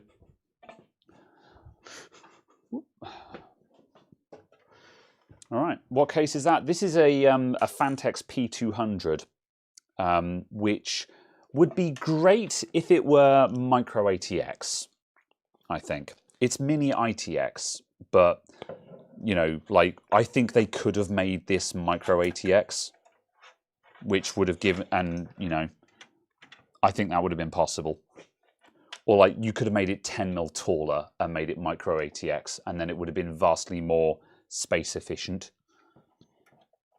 because it's dual 120s at the front. You can fit the gimmick of this case is that it's a micro ATX. It's an ITX case that will fit a 280 millimeter AIO in it, which means that, you know, effectively you can have the small computer with the big cooling. However, if they'd made it slightly bigger, you could have gone micro ATX and had an awful lot more options available to you. But so it isn't actually that small. No, mainly because it's quite long, considering it's a small form factor case. But I don't know. I like the look of it, though. I do still like the look of the Fantex cases, like, you know, the P200, the 300, the 400, and so on. Just a lot of them have just got weird anomalies to them. I kind of want to look at P300 at some point, but also I think that design is getting too old to really be interesting now. That is kind of a comment on that is kind of a comment of the Fantex cases, though, isn't it? It does feel to a degree like the tooling on some of them is 25 years old. Yeah, well, that was the problem with the P400. You know, where the last time I built in one of those, it's just like they still like the P400 Airflow. They made the Airflow version of it. It's like, oh, that looks nice and modern, and they look great. But then, like the rail alignments are really old and stuff like that. Like you say, the tooling, and you're just like, oh. Wow, they just haven't updated that, and it's fine. But it was kind of like finding the is that a 450D? Is that what we decided it was? Probably, yeah. Yeah, like looking at that and just seeing the difference between the 450D and the 750, and just how they seem to have completely changed the tooling between the two. And the 750 was much more modern, even though they are the same generation of case. Yeah, yeah. It's one of the reasons why. Yeah, I think they should have updated the P400 because, like, when they released the P500, the P500 is just the big brother of the P400, but it has drastically newer tooling on it and a slightly increased look, updated look. But I still like the basic design of it. And yeah, someone said front ports. You've got dual USB 3 and a Type C port on the front, so it's got a decent front I/O on it as well. So yeah. But I'm still going to buy a Fractal Air Pop. The Fractal Air Pop RGB is 90 quid for the Micro ATX version. And I'm like, 90 quid for the Fractal Air Pop Airflow with RGB fans in it. I'm like, that's a good price. That's a really good price, I think. I guess. So I'm also just old and remember when £90 on your computer case was you're stupid and rich. I mean... In 2003, I spent £250 on my Cooler Master ATCS. So I don't know what you're talking. I've never spent less than £100 on a computer case. Yeah. So yeah, well, no, apart from the very first one that I ever bought, and I know like beige box kind of thing, and I don't actually recall how much that case would have cost me. But like, yeah, I don't know. I just remember like, getting really solid cases for like 50 to 60 quid. Yeah. It's just, obviously a case of everything moves on and everything eventually becomes more expensive because devaluation of currency, but it's still the fact it's just kind of like, that's now £100 on the price. Yeah. And it's now a case of I've gone from a £400 computer to a £500 computer because of the box it goes in. Yeah, I think And that's just kind of a case of just like, oh, yeah. Yeah, I think the worst part is that there is no, there just aren't a lot of options that make sense for, well, yeah, and I don't know, for gaming,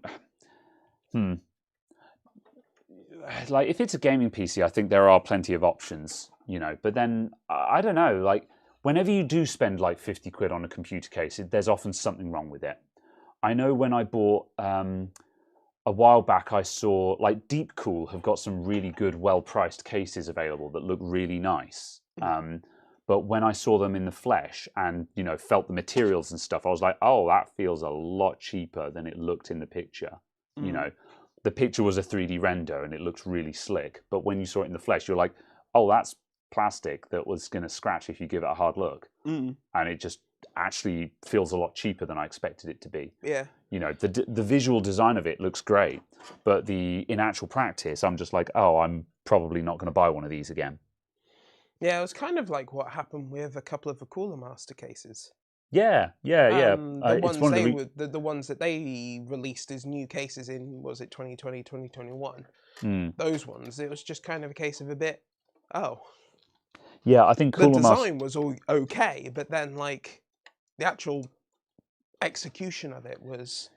Yeah, I think Cooler Master are stuck in a trap where they're trying to price their stuff too cheap. They're trying to price cheap to attract people in, but they're compromising the build quality as a result. And it's like, you guys have got the pedigree. You used to build top end.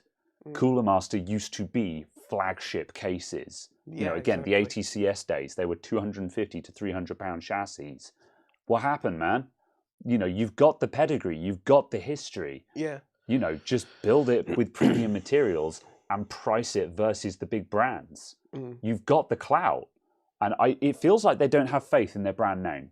To me, that's what Cooler Master feels like. If Cooler Master feels like they don't have faith in their brand name, Yeah, and because they've been doing that for a while, they are diluting that brand name. Well, yeah, but it's like you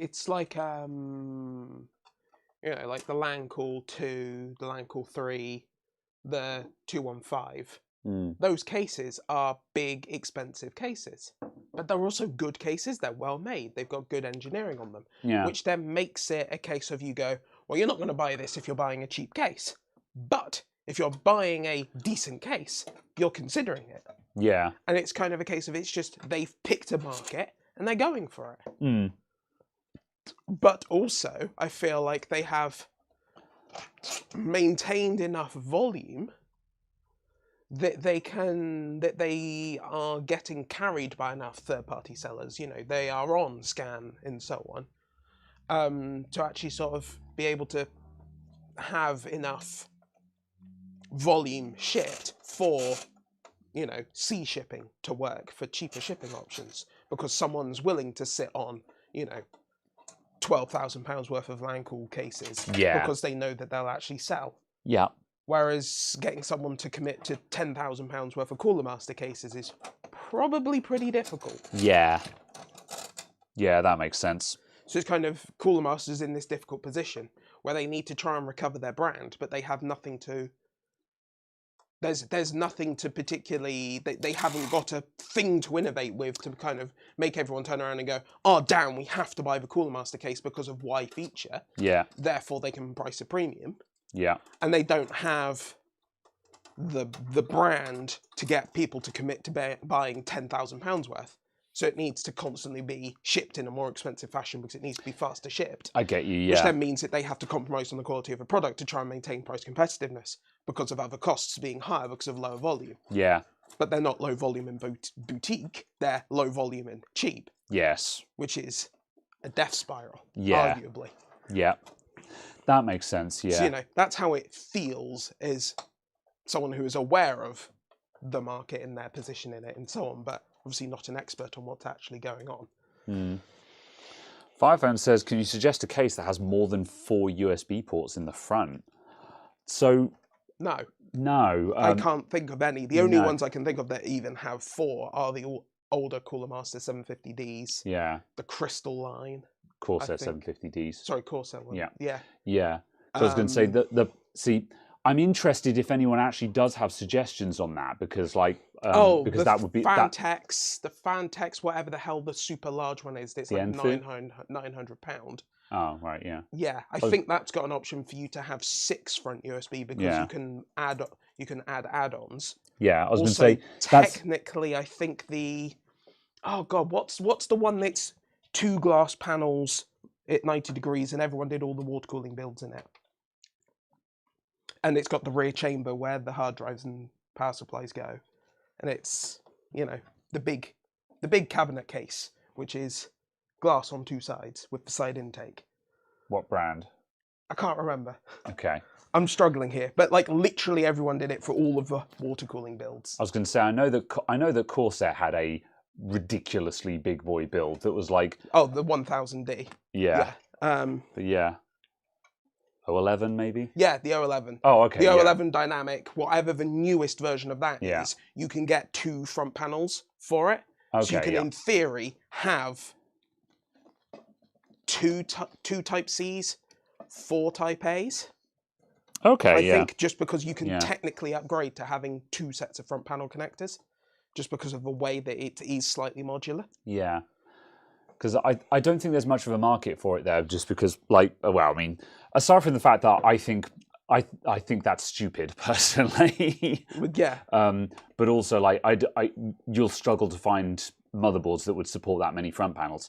But yeah, I don't know. Like, it's also, what would you use that for? Is my question though, Firephone, because it's just like if you have that much stuff plugged in, why wouldn't you just plug it in around the back?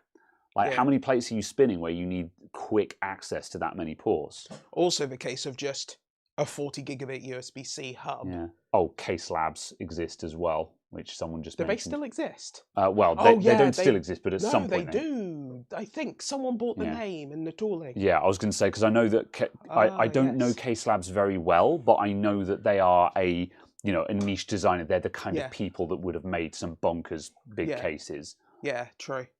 But yeah, to me, it's kind of a case of it's like, if I needed that many quickly accessible USB ports, I'd be buying a 40 gigabit Type-C dock Yeah, and then just gluing that to my desk. yeah, that'd just probably be a nicer Banging solution. stuff into that. Because also a case of it would also be a powered one, which would mean that at least one of those ports is going to do, 50 or 60 watts. Yeah. Whereas I'm not going to get that off a front USB.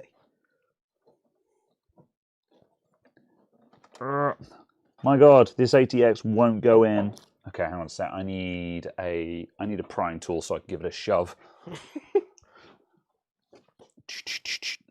was like trying to get the blimmin' Game Max out of the Oh God, yeah, X570 Master. when we literally couldn't pull the cable out. It's like, why will you not disengage? The clip is not here. Just let go. Oh my God. When I unplug that from my Asus board this weekend, it'll come out first time and it'll be like, there we go, Asus boards are fine. It was your gigabyte that was the problem. Sure.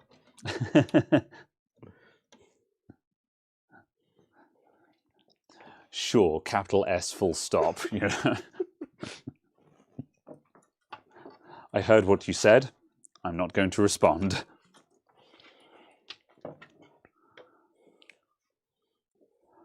Right. The council may have made a decision.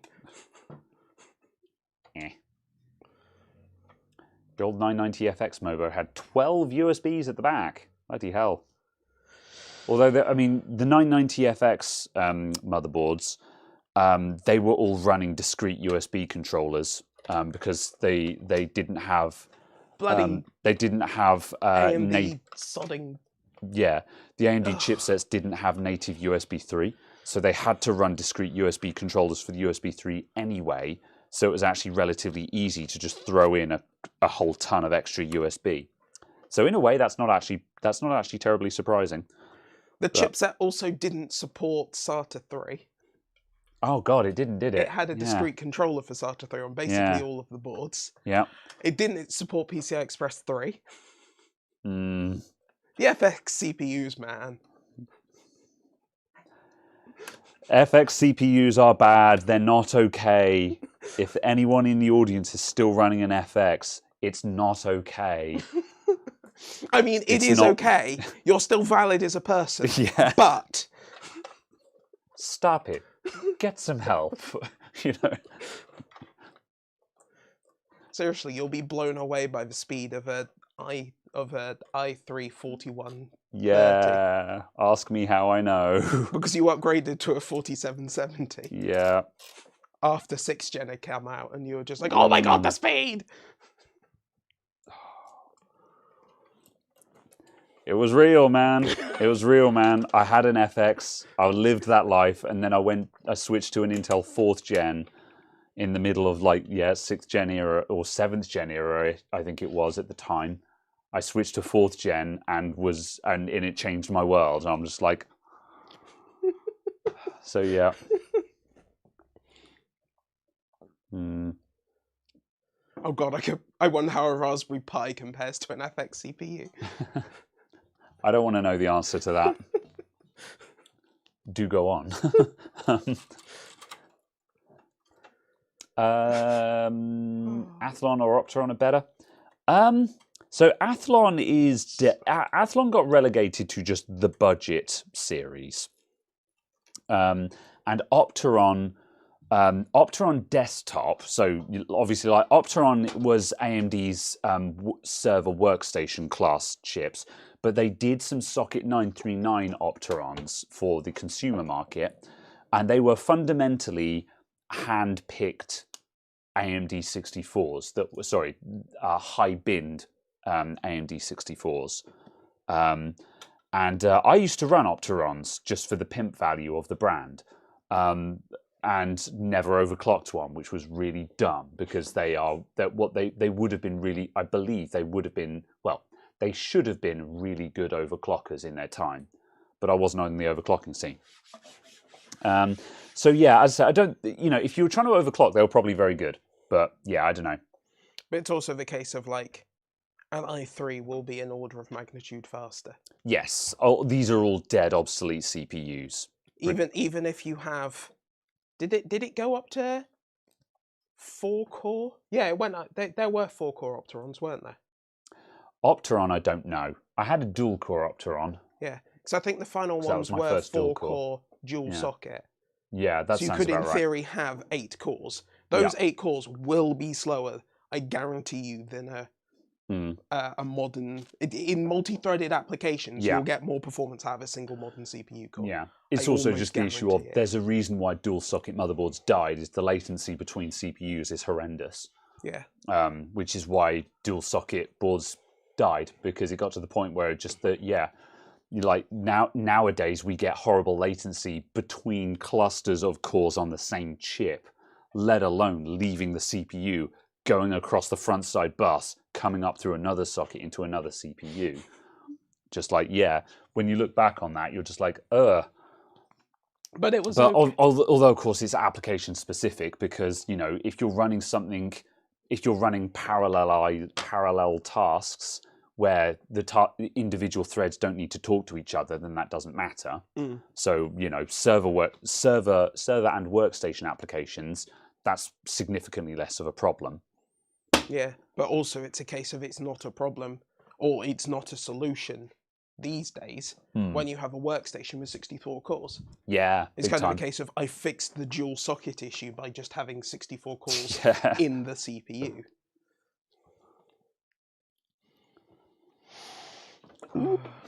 Yeah, apparently, according to the rumor mill, there is going to be for Zen 5 a variant on the server side that is going to double core counts again. Damn. So we're going to see a maximum of 256 cores in a CPU. Be interesting to see what kind of clock speeds they can pull off with that. Yeah, apparently they're aiming for 3.5 gigahertz base. Apparently. And I'm just like, I do not believe. I would believe 2. I would believe 2 gigahertz. 3.5 boost, I would believe. Like 3.5 boost would be amazing. Yeah. And I could but believable. 3.5 base. Yeah. Unless your boost is like 100 megahertz higher than your base, and is just Or we're gonna see socket power tracking of a kilowatt. We're literally just gonna see a kilowatt of power. I mean, what are the latest epics? The latest epics can do 500 or 600 watts, can't they? As far as I'm aware, there is custom TDP is saying like 600 watts. Or it might be 400 watts, something like that. Yeah. But yeah, if that is accurate and if that is true, I'm just like, that's ridiculous, and I'm not actually sure what problem that's solving at that point. Firephone also said, why didn't I go Core 2 Duo? I was an AMD fanboy. Yeah, I just, like my first PC was a Pentium 3 800 copper mine, but then after that I went Athlons, and I was just an AMD boy through and through. So yeah, I just didn't buy Intel. I just liked AMD. But the problem is that, after AMD 64 and the Opterons and stuff, they were still good, but like, as soon as I left the Opteron, as soon as I left Socket 939, I then went to Phenom, and was Phenom competitive? Phenom was competitive. Yeah. So I went to Phenom. Certainly the Phenom 2 was. Yeah. After I ditched my Phenom 2, I can't remember if I think I had a Phenom then a Phenom 2, but after the Phenom, I should have gone Intel. But I should have switched over at the point, because that's when the I series came along, and I should have switched to I should have gotten on the Intel bandwagon. And if I had, I probably would have stayed Intel for the next decade.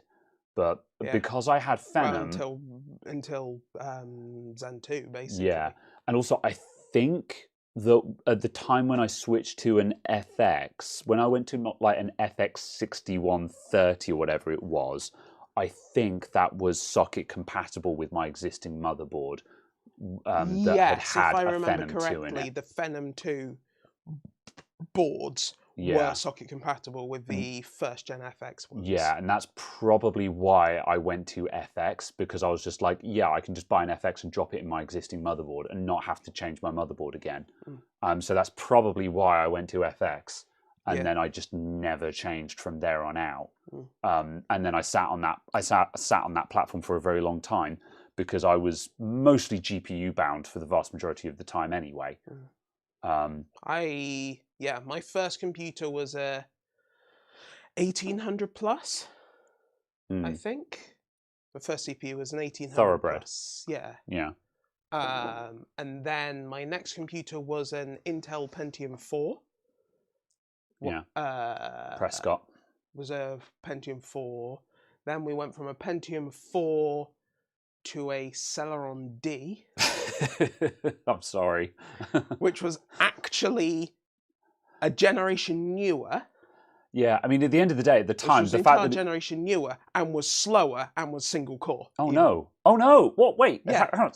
Say that again. Celeron D. Yes. Single core. Yeah, because the Celeron lines were the single core ones. Well, it's not a D then, is it?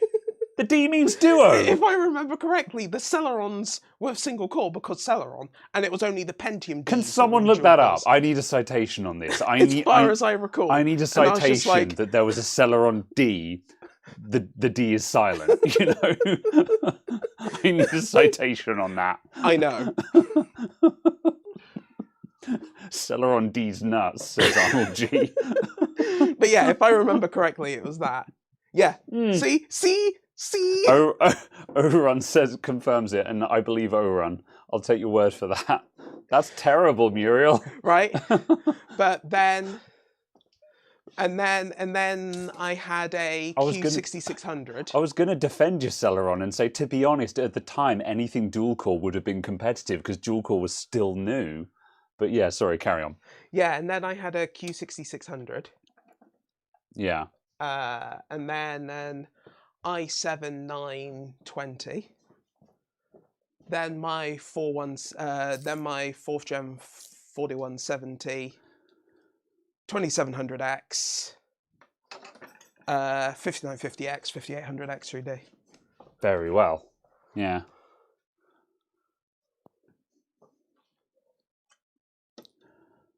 Why are you plugging in a USB?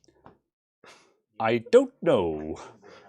Yep, I've plugged in the. Yep, I'm trying to plug in the. I'm trying to plug in the bench cam. Yep. Thank you, Kyle. Have an HDMI. I basically just need to make sure it posts. I'm not going to bother reinstalling Windows on this right now. Keyboard. Oops. Nope. Absolute nonsense. Pentium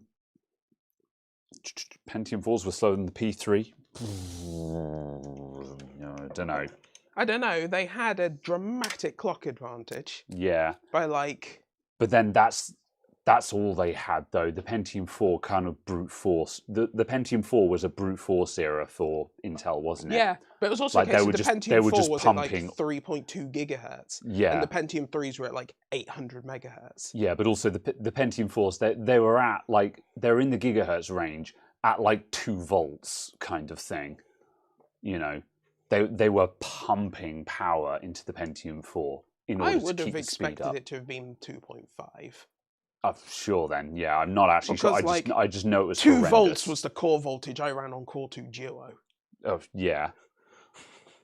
There you go. It lives. Where is the Rugabuz?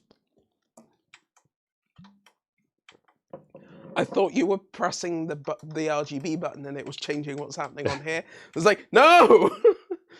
Do not! Fans, why are you not fluorescing? Are they not actually plugged in? It's possible that they're not plugged in. I'm going to check if they're plugged in. I can't sell a gaming rig without RGB. What kind of shop am I? It's okay. There's actually no LEDs at all. I can't even make some weird comment on that. Yeah, Caradog is like relieved emoji, you know. There isn't, even like a post LED. I can't say, oh, well, you've got the. Yeah. Oh, the RGB requires SATA power. Oh no. Okay, if I reroute this up to the top, I can do that without running another chain. Device is ready. Thanks, Windows. Oof. Oh, the previous power supply must have had a SATA chain with 3 connectors on it for this cable run to work. Unless I was doing it that way, that might work. Either way, I'm gonna. Oh, I see. Yes, because the 2 drives that are in there. Yeah, I might. Yeah, I may as well just change these drives and just. There we go. Woohoo! Behold, vaporwave. What size is the SSD in this? It looks like I've already reformatted it, which is cool. Just about. It's a 250 gig SSD. I may as well just rip both these drives out and stick a 500 in it or something like that. Yeah. You sell a gaming PC with a 500 gig SSD in it and nothing else. Is that unreasonable? I would say so. As in, you would say that is unreasonable? Yes. Yeah. I mean, I suppose... Given that a single game install is 400 gigs. I mean, if you're playing Call of Duty like some kind of peasant, sure. Just because you can't rank in competitive. Wow. So I'm going to go back to playing indie games with my 3080 Ti. Thank you very much. It's okay. It could be worse. You could be using a 4090. Just for watching YouTube. Yeah. Yeah, I was going to say, SSDs are so cheap at the moment that, yeah, really, I should just buy a 1 terabyte SSD for it and be done. Yeah, I'll do that. The problem is you won't have NVMe. No, it needs to be. So it needs to be SATA. Sort of. But then, yeah, like you can get a 1 terabyte MX500 for like, again, £50 or something like that, which is completely reasonable. Oh, that's good. I have expected them to be horrifically expensive. Yeah. It's okay. G-Man couldn't rank in Overwatch. I was gold in Overwatch. How dare you? Back when Overwatch was good and you could stack heroes. Fine. Okay. Yeah. I'll change the SSDs in it as well, because also like this SSD, it's like a BX200 or something like that, and I'm like, this SSD is probably goosed. And like, considering I bothered to put the 1060 in it, if I put in a half decent SSD, how much can we sell this computer for? Depends. Are you going to hate yourself or not? Well, I don't know. I mean, I don't... Because I'm sure you could sell this PC for 650 quid. No. Yes. Well... It would be possible to retail it for. I'm not saying that you yourself could sell it for that. Yeah, I can see them coming, If they pull out front in a Porsche, I'm going to be like, I'll just add another 0 onto the end of that, sure. I need you to fix my laptop. That's absolutely fine. Our standard service charge is £240. Yeah. I'm just down from London. Ah, yes, our standard servicing fee is 940 quid. I mean, yeah, the struggle is real. I'll do it because I'll do it. I'll do that shamelessly because I'm just like, you've brought it to me because any shop in London where you actually spend most of your time is going to be double the price of me. So you're damn right I've watched you pull up in your Porsche and increased my price. However, as long as I'm providing good value, that's what matters. Right, how much is a 1066 gig worth? A 1060 6GB card is worth 170, no. 85. Parts only, hang on a sec. Where's sold? Where's sold actually working? Sold. Right, 86, 87 pounds, much more like, 80, 83. So 1060 6 gig is worth about 80 quid at the moment. God, during the GPU shortage, I was paying £200 for a 1066 gig. Sag. I didn't pay £200 for that card. I paid 200 quid for the EVGA though. Sag. Anyway, okay, so 80 quid for that. It's a, what CPU is this? 4150. 4690K. 46. Yeah, so it 4650 even was what I meant to say. yeah. Because I was going to say a 4150 would be an i3. That's what I was thinking. However, you're still wrong. It's a 4690K, so Yes. it's a good i5. And good. Oh, good. We've got 16 gig RAM kit in here. Yes. Yeah, that's tasty. I half expected it to be an 8 gig kit. So I somewhat remember upgrading the processor in this from the box of processors we got. oh, maybe yeah. Yeah, I was going to say I was expecting a 4600 or 4670. 4670. Yeah. So yeah, 200k. But it delivered on a horsepower cowboy. It was in the middle of the GPU crisis, man. Prices were nuts, and you need graphics cards, you know. So yeah. All right. So right. Okay. So 1060 is worth, so it's 80 quid for the graphics card. The GPU, the SSD is going to cost me 50 quid, so it's 130. Cheap power supply is what, 30 quid for an equivalent. Sure.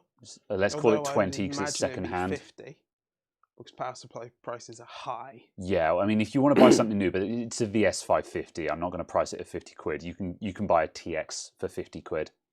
You know, Fair enough. so yeah, so you know, call it 20 quid for a second-hand power supply. So £150. Case is, you know, premium case, 60 or 70 quid. Yeah. You know, it's used, but it's in good condition. So see, the problem is we're, you know, what, 250 pounds ish, 200. Let's call it 240 or something. So then the platform, 100 quid for a CPU and motherboard. Yeah, you can get them for about 80 quid if I remember the sort of 4th gen Intel stuff. Yeah. So so where are we at now? What, 350? So do we reckon 330? Yeah. So do we reckon we could? So then the RAM is in there as well, 16 gigs of RAM. So allowing for build costs and stuff like that. Let's say I wanted 400 quid for this tower.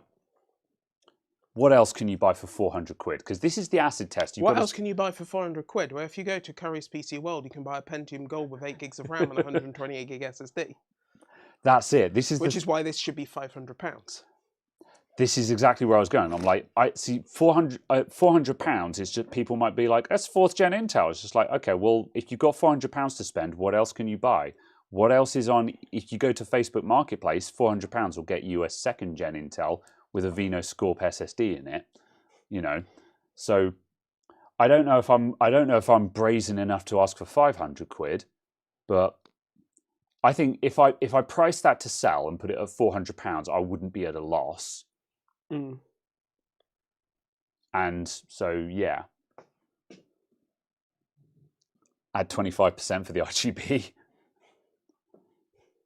Yeah, we've got a couple of people saying 500, one for 450. I guess I could go 450 on it.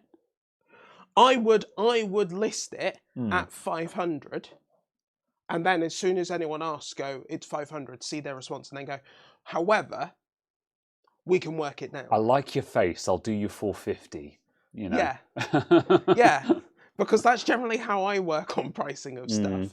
Is you start very high, but you're instantly ready to fold by like 125 pound. Yeah. I'm going to put 1 terabyte SATA SSD in it. This motherboard is just too old to have NVMe. It's a Z87 board. So it's 1 generation too old to have an M.2 slot on it. If it was a Z97, it'd have M.2. But it's a Z87. I genuinely thought it was like an H63 or something. Yeah. I like your face's harassment. Yeah. Which Z87? It's an MSI Z87, Something. whatever the ITX is. It's a really weird motherboard. It's got built-in Wi-Fi, mind you. Yeah. So yeah, it's probably got gigabit Ethernet. Not that that particularly matters. It's probably got gigabit. Yeah, I mean, like, yeah, I mean, you don't really need gigabit Ethernet for most people. Very few people are actually using gigabit Ethernet on their PCs. Although that much being said, consider if you're rocking fiber optic broadband these days, Yeah. then your Ethernet 10100 Ethernet is actually going to bottleneck you. Yes. So, well, even if you just had fiber to the cabinet and you had 80 down, 20 up, that's topping out your 10100 Ethernet port, isn't it? It's getting close to. Yeah. Seems weird. Yeah. Fair enough. Does it have gigabit Ethernet? I'm going to check. Not that I don't think that's really going to change my opinion, but I'm just curious now. Computer management. I want the device manager. The network adapter is... Oh, it's got killer Ethernet. It is gigabit Ethernet. It's got a killer NIC. Remember when killer were relevant? Well, sorry, I'll rephrase that. Remember when killer pretended they were relevant and everyone believed them? When for some reason motherboard manufacturers went gaga over fitting non-functional NICs to their motherboards. I'm still angry that killer actually exists. Yeah. Like when killer first came out, they were advertising like £100 or £200 network cards with heat sinks on them. And everyone was just like, why though? And then somehow motherboard manufacturers were just like, we're going to integrate that shit. And Windows doesn't have native drivers for it. So now you can't just connect to the internet like you would be able to with an Intel NIC, like a normal person. And then Intel bought killer, didn't they?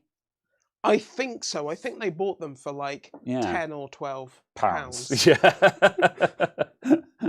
Genuinely, I think it was like they bought them for like $200,000 or something. And like some stock options. For those of you who aren't familiar, yeah, so Firephone says, what is killer? And so Killer were a brand of networking equipment. And when they first came out, they came out with a really exotic Ethernet card. Well, the thing is, though, I don't even know if they actually did. I don't think it was. Fundamentally, it was just a network card. But what they were advertising was a network card that would provide super low latency. They had a special program on the computer to provide specific priority to certain packets. Yeah. It had quality of service. Pretty much. However, the net result, however they were achieving it, was they were advertising that it would have super low latency. So the idea was pro gamers used killer network interface cards and had lower ping times and got more frags. And it's just like, cool, you still have the same router, which is where your ping actually is. The ping from your network card isn't the problem here. The ping is the fact that at the time people had 8 meg ADSL. You know, buying a £200 network card doesn't stop you from having 8 meg ADSL. You fool. And somehow this stuff got integrated into motherboards. I cannot fathom who bought into this. They had a fancy heatsink though. It was in the shape of a K that looked kind of like a jagged razor blade. It was very edgy. It was black and red and everything. I'm not even joking. Oh dear. Anyway. Like Elgato in audio. Yeah.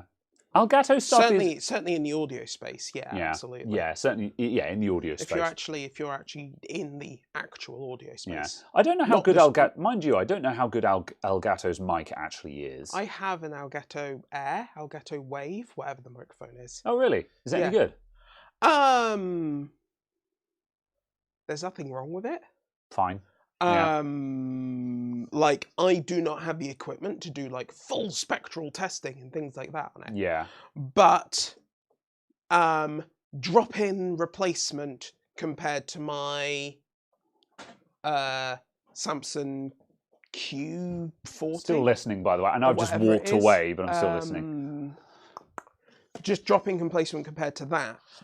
It is much easier to drive. so it needs substantially less gain on it Yeah. than that. So yeah, so that's about it really. Fair enough. It's kind of a difference I noticed. Yeah. But just because it is much lighter to drive, needs less gain on it. This is going to sound like a really stupid and first world thing, but it's become my bedroom microphone. Because my bedroom microphone, I have to speak more quietly. Yeah. Fair enough. So it's a case of it's become my quiet room microphone. I see. Your ASMR mic. Not specifically, however. For your only Cara dogs. Oh, I could probably charge. I need to be more regular. Anyway, what? I just went over to the shelf to see if I had it. I'm out of terabyte SSDs, so we can't put one in there now. Otherwise, I'd swap that out now just so I could be done with this. However, I don't have any 1 terabyte MX500s in stock. I'm fresh out, so that's going down here. I'm not going to close it up though because that needs to be updated. But Don't forget to move the side panel. Oh yeah, but then yeah, I think yeah, go on then. I'll stick that out at 500, and I'll see if there are any takers for it. I feel kind of bad charging 500 for 4th gen Intel. Have you got a monitor you want to sell as well? I don't know. What are you thinking, lob a monitor Because in it? would you feel comfortable doing it at 500 with the monitor? Probably, yeah. What I should do is there's a grossy old Asus monitor down there, and I should probably see if it actually works properly. I think there's something wrong with it because the last time I saw it plugged in, I don't know what was wrong with it, but I looked at the picture and I was like, that's no bueno. I don't know what is wrong with this, but like it had like massive screen door effect or something like that. It was really bizarre. Everything was really pixelated, as if it was like running Windows with text anti-aliasing turned off kind of thing. And right. it just looked wrong, and I'm like, I don't know what is wrong with it, but there's something wrong with it. Interesting. It was, but maybe it was just a bad cable or a bad connection, or the computer that I happened to plug it into gave a bad picture or something like that, and I just haven't gotten around to firing it up since. So I should plug that in. But then on failing that though, I could just lob in this Samsung or something like that, because I've got no attachment to that Samsung. Like that Samsung monitor has a broken VGA port on it, but the HDMI is fine. So I could lob that in with a HDMI cable and be like, yeah, you're fine. You're never ever going to use the VGA port on this screen, so who cares? And then sell it at 500, and I could even buy, a £12 Logitech keyboard and mouse set. With the white keyboard and mouse you've got. I could, yeah. Full gaming setup, yeah. And then that gets rid of that white keyboard and mouse. Yeah. That you're offended by that white keyboard and mouse.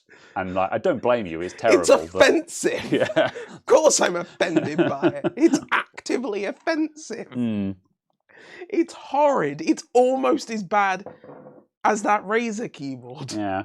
Just because the Razer keyboard is actively deceptive. Just scanning through the chat again, Dylan asks, is the Elgato mic at XLR or is it USB only? It's XLR. XLR, oh, only. It's XLR only. Oh, really? Oh, okay, yeah. Do they sell an interface? They sell 2. Oh, fair enough, yeah.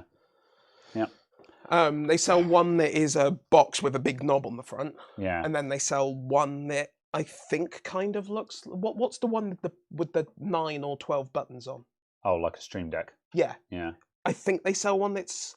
Yeah, they sell one that's like a Stream Deck where it's got 4 buttons on it and some sliders in the screen, and that's an XLR interface as well, I think. Fair enough, yeah. And I think, I'm probably completely wrong on this, but my memory of the price of that unit was something like £400. I think this is where I have a problem with... This is a £200 unit. This is where I have a problem with Elgato, is when I like Elgato when they stay in their lane. And their lane, and Elgato's lane is Twitch streamers. So I know I sounded really aggressive with that. That's not what I meant. Good heavens! Yeah. But what I mean, it's like, for example, like next you'll be telling me about what a true man looks like. What I mean by that is take the Elgato webcam that I hated. Elgato's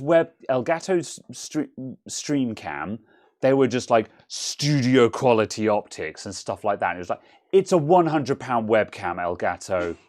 Don't pat yourselves on the back. Yeah. Like, don't get me wrong, it's not terrible, but it's the way they are. It's the way they sell something and they advertise it saying studio quality and stuff like that. It's like, it's not studio quality. Yeah. Just say it's a streamer webcam. Yeah. You can use, if you're a game streamer, you can buy this webcam and you will have a picture that is not terrible. Yeah. And for £100, that's a reasonable price. Yeah. You know, whereas what I have a beef with is when they're trying to say we're a professional studio quality. I'm like, you're not. Yeah. You know, and it's like their microphone. I think the microphone was 70 quid or something like that. Exactly that. £70 And I was XLR like, mic. that's not bad. Well, That's really cheap. That's a good price, but I'm like, but think what the quality of that mic is. It's like, just make it USB, and then you don't need an interface for it. It's completely unnecessary for it to be XLR. Guess. You know, if you're running XLR stuff and you're running an XLR interface, like what they're trying to do, they're trying to appeal to people who are buying Shure SM7Bs and the Scarlett Focusrite, whatever it is, the Focusrite Scarlett. Yeah, you know, that's who 212i. That's who they're trying to appeal to. And I'm like, you're selling a kit that costs like £200 or £300 for the set. Well, £400 for the interface apparently. Wow, I don't know. You know, that's what I remember seeing on the review. But and that's it. So you're pricing it against the Shure, and I'm like, that's not a fight you're going to win, Elgato. Yeah. Get back in your lane. Yeah. I'm not saying you make bad products, but you know, like a lot of your products for the price they are. For the price they are, they're very reasonable. Yeah. My grievance is that you're pretending to be studio professional when actually you're enthusiast. If you advertise, if they advertised as enthusiast, I wouldn't have a problem with them. Yeah. But they advertise as if they're studio professional. That's why I have a beef with. That's my beef with Elgato. The products are not bad. It's the way they try and portray themselves that bothers me. Yeah. Yeah, exactly. For 70 quid, you could pick up the Audio Technica 2020. Yeah. Which is entirely serviceable. Yeah. Absolutely fine. Yeah. Yeah. In before Elgato sponsorship email. If Elgato wanted to sponsor me, I'd take their money, but also I would do that on the proviso of saying, you know, consider this for its price tag kind of thing, you know. Yeah. Because I think that's one of the things that I'm trying to say. Because like, I had an interesting proposition. I need to check if they've gotten back to me. There was a company that emailed me who was selling a hobbyist soldering kits that were you could build little robots out of pre-printed circuit boards. Where it was like one of the things. It's like a business card size thing, except it's a circuit board, and it's got really cool art. The trace layout is really cool artwork of like a robot kind of thing, and you solder LEDs into the eyes and things like that. And I'm like, that's really cool. Like, it's not cheap, but for what it is, it's priced how I would expect it to be. It's certainly in the it's certainly in the territory of this is a gift product kind of thing. But they said, "Oh, do you want to take a look?" And I looked at one of those things. I'm like, I think that's cool. You know, I would shill that for you. Yeah. But also, part of it was they sell a soldering kit to, you know, build the things if you don't have a soldering iron, and the soldering iron is like USB powered and like 8 watts. Oh. And I said in my email, I said, send me this kit and this kit because I think that looks cool. And I said, you can send me the toolkit if you want, but be aware I'm going to compare it versus actually good soldering irons, and it will come across very unfavorably. I'm going to, if you send me the toolkit, I'll show it off, but I will say this is a bad soldering iron. It will probably build this kit, but this is not a soldering iron I would recommend buying. You know. Yeah. And that's how I said it to them. I said, you can send me this, but I'll tell you exactly what it is, which is an 8-watt USB soldering, and like not Type C, I mean like Type A USB port soldering iron. I'm like, so you've no, got the absolutely not. Is it the QS60 from Secure? The S60, yeah. Oh, S60. Yeah, just S60, yeah. Which is it's a TS100 equivalent, yeah. Yeah, but you've got that's 20-something pound, isn't it? Yeah, I saw a picture of one. I was talking about someone else in another Discord. I was talking about soldering irons today, and they linked to an article, and they had a picture of a secure S60, which is a TS100 equivalent, with a JBC style bent J tip in it. And I looked at that and I'm like, that's a soldering iron that would do high-end SMD work, and it probably was less than $100 for a full rig with it. And I'm like, that's a very powerful setup for less than 3 figures. Interesting. So yeah. So again, this is the problem whenever I see someone selling just a toy soldering iron, Yeah. I'm like, this is the problem. Good soldering irons aren't expensive. Yeah. So if you're sending out a toy soldering iron, I'm gonna tell people it's a toy. Yeah. You know, because good soldering irons aren't expensive. Yeah. Because the pine sail's what, £30 delivered Yeah. these days? Yeah. If it's in stock, you know, Yeah. the pine sail is probably the best bang for buck on the market when it's in stock. Yeah, but you've got the pine sail at 30 Yeah. quid. You've got the secure one at between 20 and 30. Yeah. You've got the Miniware TS100 at somewhere between 40 and 50. And also, like, I think there's a TS120 now. There's Yeah. an updated version, which I need to look at actually and just see if it's something I'd be interested. No, I don't need more soldering irons. I've got like 3. Yeah, So, but you've got like yeah. the, you know, you've got the Atin stuff there, floor lamp lights, and you know, you've got these other brands which are all just, you know, sort of 100, you know, sub £150 thing, and you've got stuff that's doing sort of hero grade logic board repairs. Yeah. And it's like, if that's the state of the market today, you launching some 8-watt USB piece of crap thing is pointless. Don't bother releasing it. Yeah. Just buy a bunch of S60s. Yeah. That much being said, though, like, well, yeah, that was the thing, because the company in question, that I can't remember the name of, and I won't name them anyway, just because I don't know whether we're doing business or not yet. You know, again, I looked at the toolkit was $50, and I looked at the toolkit and I was like, you've got like a pair of pliers, a pair of side cutters, you've got some tweezers in there. It comes with like a little tube with a spiral of solder in it and the toy soldering iron. And I was just like, I don't think that's $50 worth of parts. Yeah. You know, I think how much are could... decent tweezers? Like actually, like the actually tier above the You know what cheap AliExpress ones. You know what? I don't know, because the really good tweezers I have were actually gifts that people have sent me, where people have just randomly sent. I think there's a couple of people in my audience that got sick and tired of watching me use really crap tweezers, and were like, "I'll send him some good ones myself." So by Jesus, my brother in Christ. Yeah. So my really good ones were gifts, and thank you, by the way, if you're watching.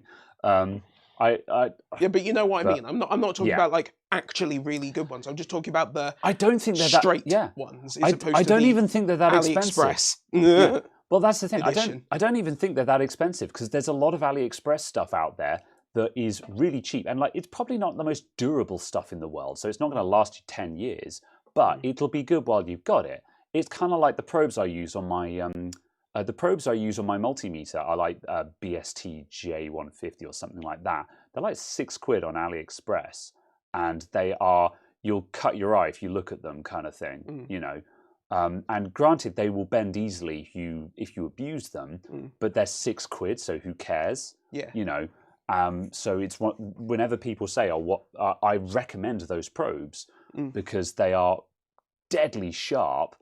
And they're £6 on AliExpress. The only disadvantage of them is that it'll take 3 weeks for them to arrive. Yeah.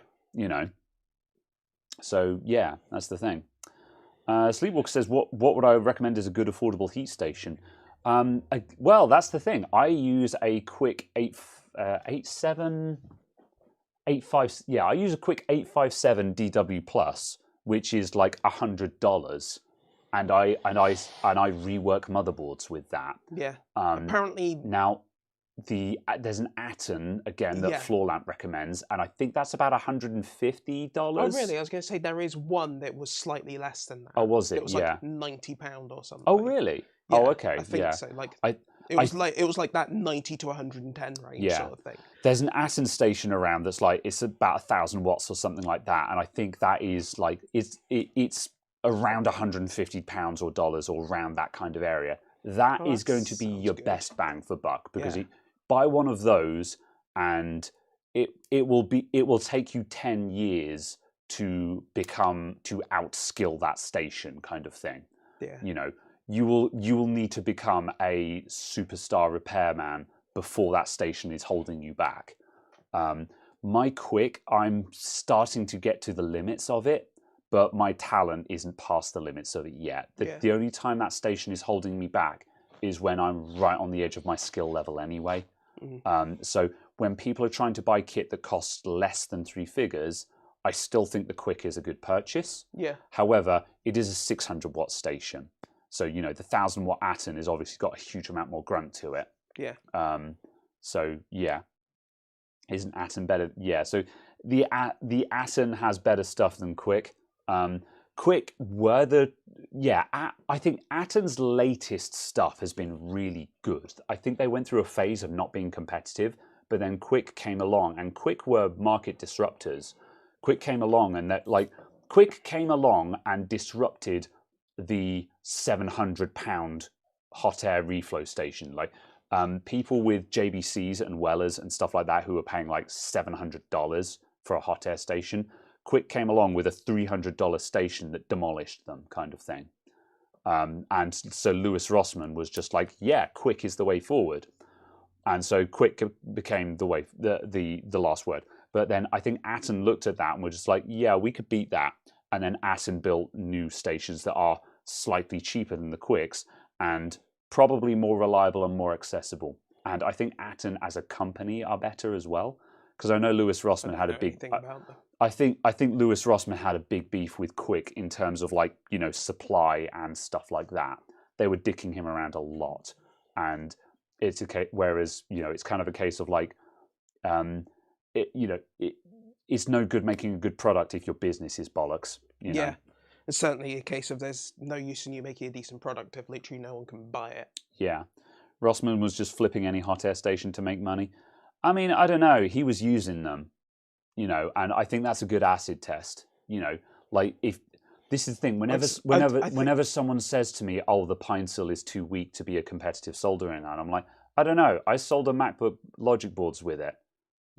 Like sure, there are times where I'm at 400 degrees holding down the boost button, but it does it. So is it really that bad? Yeah.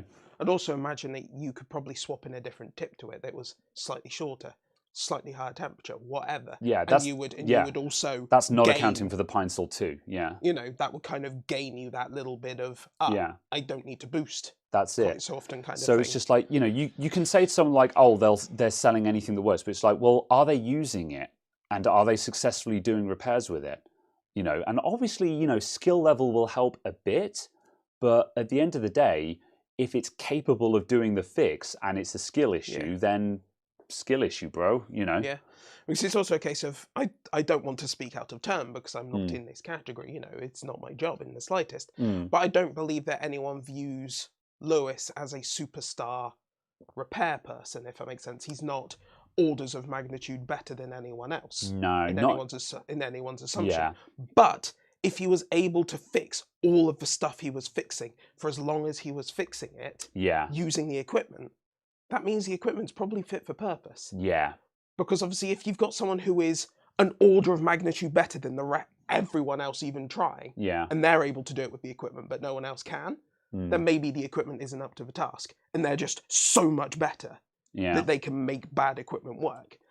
But it's a case of the guy's clearly competent, the guy's clearly good, but it's no one's ever said, oh, he's leagues ahead sort of commentary. Yeah. So from my point of view, I'd very much happily accept his recommendation because it means the equipment probably does work. Yeah. That's just it. If someone is capable of doing the repair with the equipment, then clearly the equipment isn't that bad. Yeah. So yeah, that I think that's always my acid test. And it's the same with anything. It's just like with a microphone. I'm using the 20-pound Behringer USB condenser mic for my Twitch streams, and it needs 10 decibels of gain in OBS. However, my Twitch streams sound pretty damn good, I think. Yeah. So clearly, I don't want to say that it's a microphone that I'd recommend. Yeah. However, when someone is just like, oh, it's trash, I'm like, well, it sounds pretty good on my streams. So it can be done, Yeah. But I don't know. But yeah, I think it's a case of kind of marking the bottom of where you should be looking and Yes, going aim agreed. up from this. Yeah, agreed. And this is not to say that, expensive equipment is not worth it. Expensive equipment is, if you buy the Atten 1000-watt hot air station, it's going to be more capable than my quick 600-watt station. There's not a doubt in my mind. But but then when someone comes in and they're like, I'm just getting started, I don't have $500 to spend on equipment. I'm trying to build an electronics lab for zero cost. For me at that point, I'm like, oh, okay, I'm going to recommend the Quick 857 DW Plus at like $90 in favor of the Atten at, for example, $150, because that's 50% cheaper. Yeah. And that's still 50% less for a station that, if you're just starting out, is going to easily carry you to high-end repairs. And then when you get to high or top-end repairs, that's when you start needing a 1000-watt station. And it's also a case of kind of encouraging people to join in. Yeah. And not wanting to price people out. Exactly that. But also wanting people to have equipment that will actually have any sort of long service life. Yeah. Because it's like is it WEP? Yeah, WEP, yeah. Who are a reasonably known brand for sort of the in-handle blowers and stuff like that. And it's like, someone can buy that and someone can start with that. But it's kind of a case of, it's like, for... Again, sure, 50% more, but for 50% more, you get equipment you don't need to replace it in 18 months. Yeah, that's it. Like, for a long time, I defended WEP stations. I was like, yeah, this is a trash station. However, it's going to cost you like 50 quid. So who cares if it's a trash station? But the problem with those things now is they're actually more like 70 or 80 pounds. And I'm like, yeah, but for another 20 quid, you can get a quick hot air station. And a pint of soldering iron is going to cost you like £30. So for not a lot extra, you can get the same equipment that I use. And while I'm not a superstar solderer, anyone who's watched me solder knows that. However, I'm still reworking logic boards, and like that's nothing to sniff at. That's still a lot higher than just working on hobbyist stuff. But by the same token, now and then, in hobby circles, like, in Slime VR stuff, I've been hanging out in the Slime VR Discord, providing technical support in their DIY section, and people now and then are asking for soldering iron recommendations and stuff like that. And now and then, someone is just like, oh, buy this Hacko kind of thing. I'm like, you don't need a Hacko to solder wires through hole onto a double-sided PCB. Literally anything will do. Buy the cheap soldering iron, that will do. Yeah. You don't need a Hacko to do this. But it's also kind of... Yes, the Hacko is very good. Yeah. But that's not what you need, It's also kind of a case of, it's like, to a degree, I don't see the point in buying the cheap soldering iron. It depends on prices, yeah. For 20 quid, 30 quid, yeah, I can buy the soldering iron that will forever outclass me, sort of thing. Yes. No matter how interested in the hobby I'll get, I'll always have equipment that is better than I am, kind of thing. So it's costing me 20 quid. Yeah. And it's like, or I can buy a crap soldering iron for 15 quid. Yeah. So again, this is going to start coming down to the fact of like, okay, well, what is your budget then? Because if someone is just like, no, my budget is literally zero, I'm like, okay, well, the cheapest wins then. Yeah. However, if at that point you're still going to say, okay, well, this is the cheapest, but if you can afford another 20 or 30 pounds, you can get this, which is going to be 10 times better. Yeah. It's knowing the situation. Yeah, exactly. Is the point. Yeah. But it's also trying to avoid that horrid creep that seems to happen in building computers and stuff, is the primary place you see it. It's just oh yeah, well, it's only 50 quid more to go up to the 6650 XT. Yeah. Oh, it's only 50 quid more to go up to the the i5 13600K instead. Yeah. Well, yeah, but now I'm £120 over budget. Yeah. Oh, yeah, but it's only 50 quid to get another terabyte SD. Yeah, well, now I'm £200 over budget. Yeah. This week I'm going to order the parts for Treb's new gaming PC, which he's been kicking around for a while. We're actually ordering the parts now. And like there are a couple of parts, I was reviewing the spec list for it, and like the CPU he's running is going to be a Ryzen 4100, which is a CPU that I didn't even know existed. Why? Because it's £60. So? And you could say, oh, but if you spend another 40 quid, you get like a No, 5600 or something like that. Like £10 gets you a 5500. I'm pretty sure. Does it though? I'm pretty sure it does. Yeah. Does it need to have integrated graphics? No, we're running discrete graphics. Okay. We're going to run like a 6600. Oh, okay. Amazon. So, what did you say? 5500. Yeah, I'm pretty sure the Ryzen 5500. I'm pretty sure they were. What? Nope, it's 100 quid for a 5500. What the hell happened there? Yep. Yeah, okay. Like Trev, fine. Yeah. Trev has been complaining. He has been saying we need to order this now because every time I look at the prices, they've gone up by another £5, kind of thing. Yeah. But yeah, that's the thing. So yeah, no, absolutely. Yeah. So get a second-hand 3600. We're buying new parts I would because take a 4100 over a 3600. yeah, well, that's the thing. Also, also I would just because the IMCs are so much better. Yeah, the spec for this PC is all brand new parts because basically his objective with this PC is he wants to build a Xbox Series X competitor. Basically, I did this a while back, and I said to him, I said, "Oh, that's a tough fight to win," and he said. And he's been doing a lot of research. He said, no, well, when you look at the actual graphics settings that Xbox Series X's are running and stuff like that, they're not that impressive. No, you know. But it's going to be difficult just because the target resolution is 1800p. Yeah. Which is obviously halfway between 1440p and 4K. And that's the bit that is reasonably impressive. I walked him down from actually matching it, but at the same time, though, you know, we got to the point where it's just like, okay, well, this is very, very similar. It's competitive with, but different in other ways. Yeah. You know, if you're aiming at like 1080p, instead, absolutely doable. Aiming at 1080p because you know the Xbox Series X doesn't do a real 4K anyway. Once you 1800p to 4K. Yeah, once you account for weird texture scaling and frame rates and stuff like that, you know. But anyway. So it has to be new parts because he wants to be able to say, I built a PC that can give you a similar level of experience that an Xbox Series X would give you, but with all the utility of a PC. Yeah. That's the argument he's trying to present, and that requires new parts. Because as soon as you throw in second-hand parts, it's just like, okay, well, that's cheating, you know.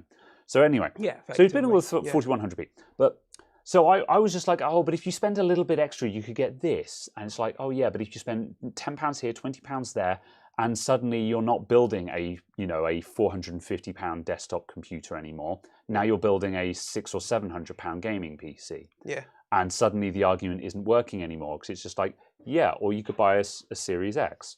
Yeah. So the idea is he's trying to stay very close to the price of a Series X. Yeah. Oh, absolutely. So yeah, and that's it. And so that's the thing. Price creep and scope creep is real. You spend a tenner here, a tenner there, and suddenly you're spending another £100 or £200 on your build. And sometimes you have to say, no, I'm going to spend £10 less. Because if I spend £10 more here, then I may as well £10 more. Yeah. So yeah. So that's it. It's a case of, it's so that's where it comes into it. But yeah. GPU was going to be a 6600. So yeah, 4100 is PCIe Gen 3 only. Yeah. Yeah, again, that's going to be fine unless you're on a very specific GPUs though. That's fine on the 6600 because the 6600 is minimum. Yeah, because again, he was originally aiming at a 6500, and I said no, don't. Not. Yeah. So we moved out of that. The 6500 is non-functional as a gaming card. Yeah, exactly. So we moved away from that. But that was the point where we started going over the Series X budget. But I was like, okay, look, we're spending a bit extra to get a whole lot more, you know. But still, you've got to draw a line somewhere. Yeah, absolutely. So yeah. That's interesting. That's an interesting kind of thought process on that front, though. I like the idea because back when the Xbox One first came out, Did you ever see my Yeah. my small form factor? Yeah, Yeah. that I built in the Antec ISK case. That Which was humorous given what Yeah. it spent most of its life doing. yeah, I did use it as a gaming PC for a while. Yeah, and but that's what I was saying. It was humorous given what it spent most of its time playing. It spent an awful lot of time playing Eve. yeah, was I playing it on that? I don't think I was playing it on You that. weren't. Oh right, yeah. Oh yes, yeah. Fair enough. Yeah. Well, anyway, a friend That's of what I'm mine saying. was I playing. just find it very humorous because it was called the ISK and it spent an awful lot of time Earning playing ISK. ISK. Yeah. Playing Well, Eve yes. with ISK. Suffice to say, yeah, I played this game when the Xbox One first came out, and Yeah. I built a because the Xbox One on release was about, I think it was like 450 quid, Yeah. and it was 500 quid once you bought it with a game or Xbox was- Gold kind of thing. It was, Um, actually a reasonably good deal. Yeah, although considering the cost of the 360 at the time, people were shocked by the price, but It was a reasonably good deal. The PlayStation 4 was a dramatically better deal in my opinion. agreed. Yeah. I think that was the problem with the Xbox One is the PS4 ended up being much better. The actual console was so much better. Yeah. However, I built an equivalent PC, and yes, I built a better product. But I think with the Series X, it's a harder fight to win. And if you factor in the Series S, you cannot win that fight because the Series S is so unbelievably cheap. Yeah. It's just mind blowing, you know. Yeah. Yes. I don't know. Is that what you call it? My small form factor. Very good. I see what you did there. Yes, I need to. I should have a look at that, see what you can do. But I'm surprised that like a 12100F doesn't give better platform cost. No, because surprising. Intel motherboards are expensive. Yeah. Yeah, I'm surprised that you can get the H. Yeah, you can get an A520 A520M motherboards are like £50 or £60. Oh, yeah. The cheapest Intel motherboards are like £80 and up. Really? Wow. Yeah.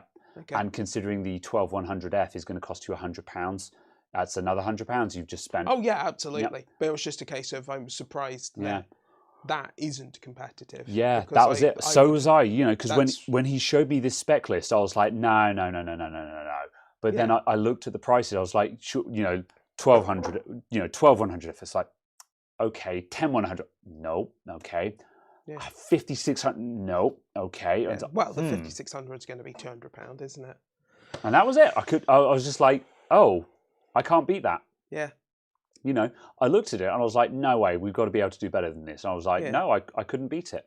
Yeah, absolutely. And again, and like at this kind of spec level, CPU is not your bottleneck anyway, within reason. Oh yeah, but it's just a case of kind of a 6600 at 1080p is, I think, very reasonable. Yeah, that's it. So yeah, if you have an extra £10, the 4500 is significantly better. I'll double check that at the time. I'll see what it comes down to. I was going to say certainly the 4500 is actually a reasonably good APU. Yeah, because I need to check. Because yes, I will double check that just in case. I'll see what the prices are at the time when I order, basically. Yeah, absolutely. But yeah, but it is one of these things. This has all been based off of PC part picker prices, and as we know, PC part picker is a good guideline, but it's not necessarily what you will actually end up paying. Yeah, sometimes. Yeah.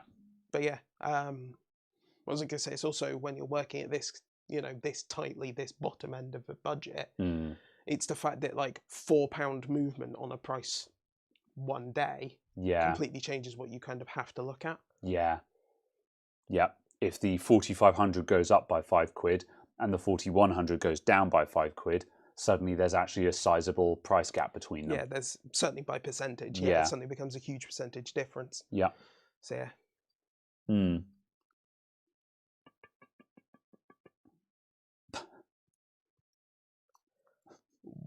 Steve, what happened to you? Yeah, I started reading that as well. I was just like, how did you manage to drink that much? Steve Higgins.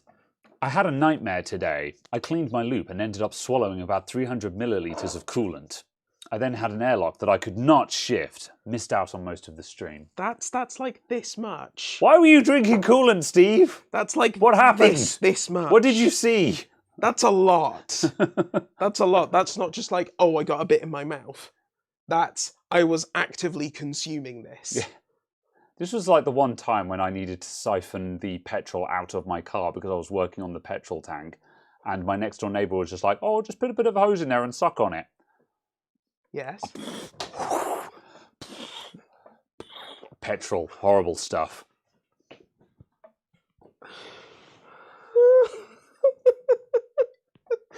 Oh my god. Wow. Please stay well hydrated, Steve. Yeah. With water. With normal water. I was going to say tap water, but you might be American. Not to be confused with Corsair Hydro X. Yeah. Unfortunately, it may have to be bottled water.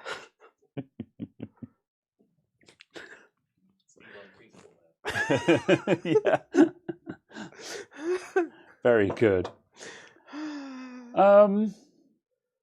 Right, let's see. We're at 2.5 hours. I'm not going to bother starting anything new. No. Any more questions in the chat?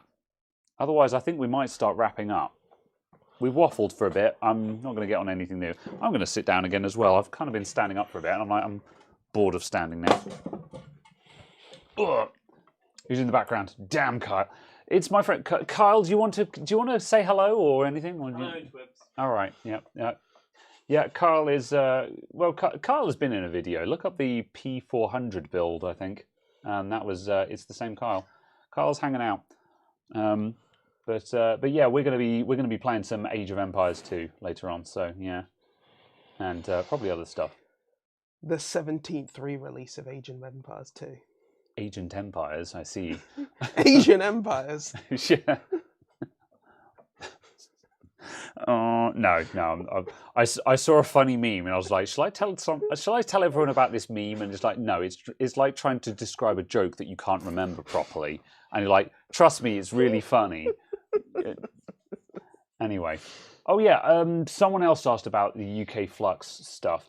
UK Flux? I don't know what they're talking about either. What is this UK Flux that I'm seeing people talk about? I use Amtech. I wasn't talking about the UK supplier of Amtech and the brand thing of. Well, that's it. I think someone earlier on said, I think it might have been Firephone, said something about UK Flux. How does it compare versus Amtech? And I'm like, what? So I buy Amtech Flux from a UK supplier, and it is the V3 stuff. Now, there are two companies that are making Amtech Flux at the moment. They are both good fluxes, so it doesn't... also they are different companies. Yeah, they are different companies, and they're in an enormous legal battle over who owns the Amtech brand. However, both of them make good fluxes, so it fundamentally doesn't matter. Like, there's loads of people that are saying, oh, that's fake Amtech. So it's like, it's still good flux, so it doesn't matter, you know. But it's also a case of to be separate from the fake Amtech's flux. Yeah. Well, like the fake stuff you had originally. Yes. That's what I mean. Yeah, Chinese eBay Amtech is fake. Yes, absolutely. However, let me grab mine just so I can get the actual model. Let me just grab my tube. Well, yeah, if we're going to be specific. With my special custom anodized milled plunger. Yeah, I forget who sent this in. Thank you, whoever sent me this really cool anodized aluminium plunger for my flux. It's super cool. Like it's pimp as hell, man. Anyway, yeah, I use Amtech. It is NC559V3 tacky flux. So this is. Do they say? This is from AmtechDirect.com. So it's whoever they are. So there's Amtech Direct, and there was some other brand who was also making Amtech Flux. And as said, they're in an enormous legal battle over who owns the Amtech brand. But both of them, and I've checked into this, you know, I checked in with people in the know, both of them make high quality flux. So regardless, whoever owns the brand is a technicality. They're both decent fluxes. But the reason why the V3 stuff is available in the UK is that the V3 stuff that Amtech Direct make passes the REACH certification. Certification? Yeah. And REACH is a chemical certification about harmful substances and things like that. So the other brand doesn't pass REACH, and thus you cannot legally import it into Europe. However, Oh, really? yeah, which is why it's unobtainium. Right. Whereas the Amtech Direct V3 passes REACH, therefore you can actually get it in Europe legally. And it's great flux. Like I've used this versus fake Amtech, and this is vastly superior. I've used both. I did use this, and I was like, oh wow, that does work better. You know. Can you use words to describe it? As in, what's better? You kind of have to. Kind of have to have used flux to understand what flux does for you. However, imagine using no flux versus using some flux, and when you add flux, you're like, oh, my solder is flowing better, and it is not going blobby and horrible. Take that effect and then do it again over the top of the cheap stuff, and you've gone from the difference between fake Amtech and actual Amtech flux.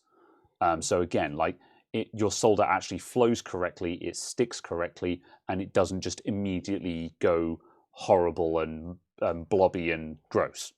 So yeah, it works basically. This stuff also smells really nice, but that's arguably a downside because it's forbidden incense. Don't sniff the flux.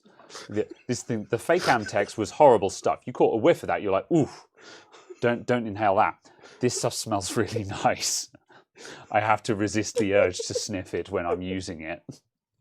So yeah, forbidden incense. That's that. Unironically, that's one of my ideas for a T-shirt design, because I need to make merchandise. But the reason why I haven't made merchandise is I want to come up with a funny T-shirt design, and I kind of want a syringe of Amtech flux with forbidden incense under it. So, so yes. Let's see. Graham, Amtech from AliExpress. I don't know. Is it good stuff? I don't know. Real flux as well as apart from any Chinese knockoffs. Yeah, absolutely. Do some real S&D work, like mount QFP 208 by hand. You'll sort out the man flux from the boy flux. Yeah, well, this is what I found when I was trying to do 0201 resistors. There's a video where I was reflowing 0201 resistors on the back of a MacBook Air logic board, and I got it done, but it was a big struggle, and that was when I was using fake stuff. Whereas the last time I was reworking those, I was using the real stuff, and it was still difficult because of the limitations of my soldering iron. I was at the limits of the Pine-Sil, but it was not nearly the nightmare that I had when I was doing it on video.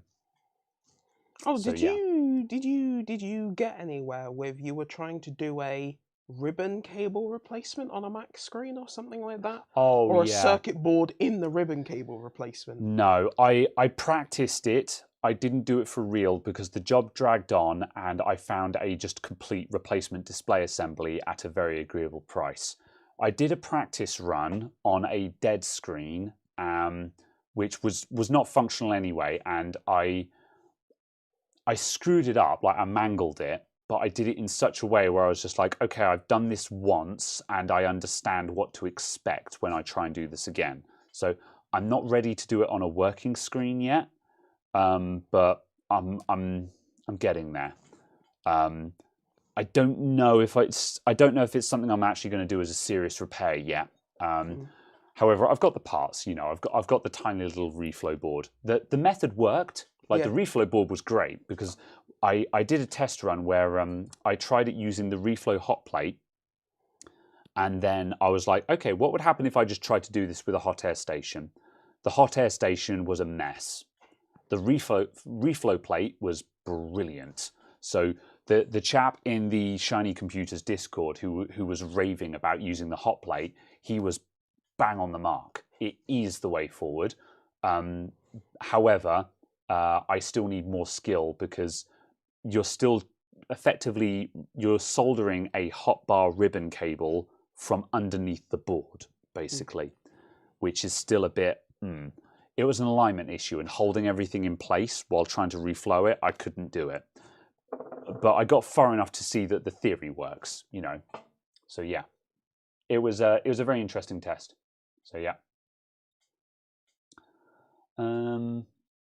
Might be an interesting short for you to demonstrate the difference between real flux and fake flux. Shut up. Yeah, I thought about doing that actually. Did Do you I still actually have keep any any of the old stuff? I think so. Yeah, I've still got the fake Amtex. Yeah, there's still a bit of the fake Amtex left. Well, because you said you were going to do that. Yeah, yeah. I think I will. I need to do. I'll have to do some test recordings to see if I can come up with a scenario that demonstrates it well. Because it's going to depend on what you're soldering. Like if I just get a double-sided board and do some tests, you won't see the difference. It matters when you're at the top end, basically. It matters when you're at the limits of the equipment. Oh dear. That's when that's when it actually makes a difference. So yeah. What to prefer, a monitor with KVM or a separate KVM switch? Some devices disconnect when using two monitors. I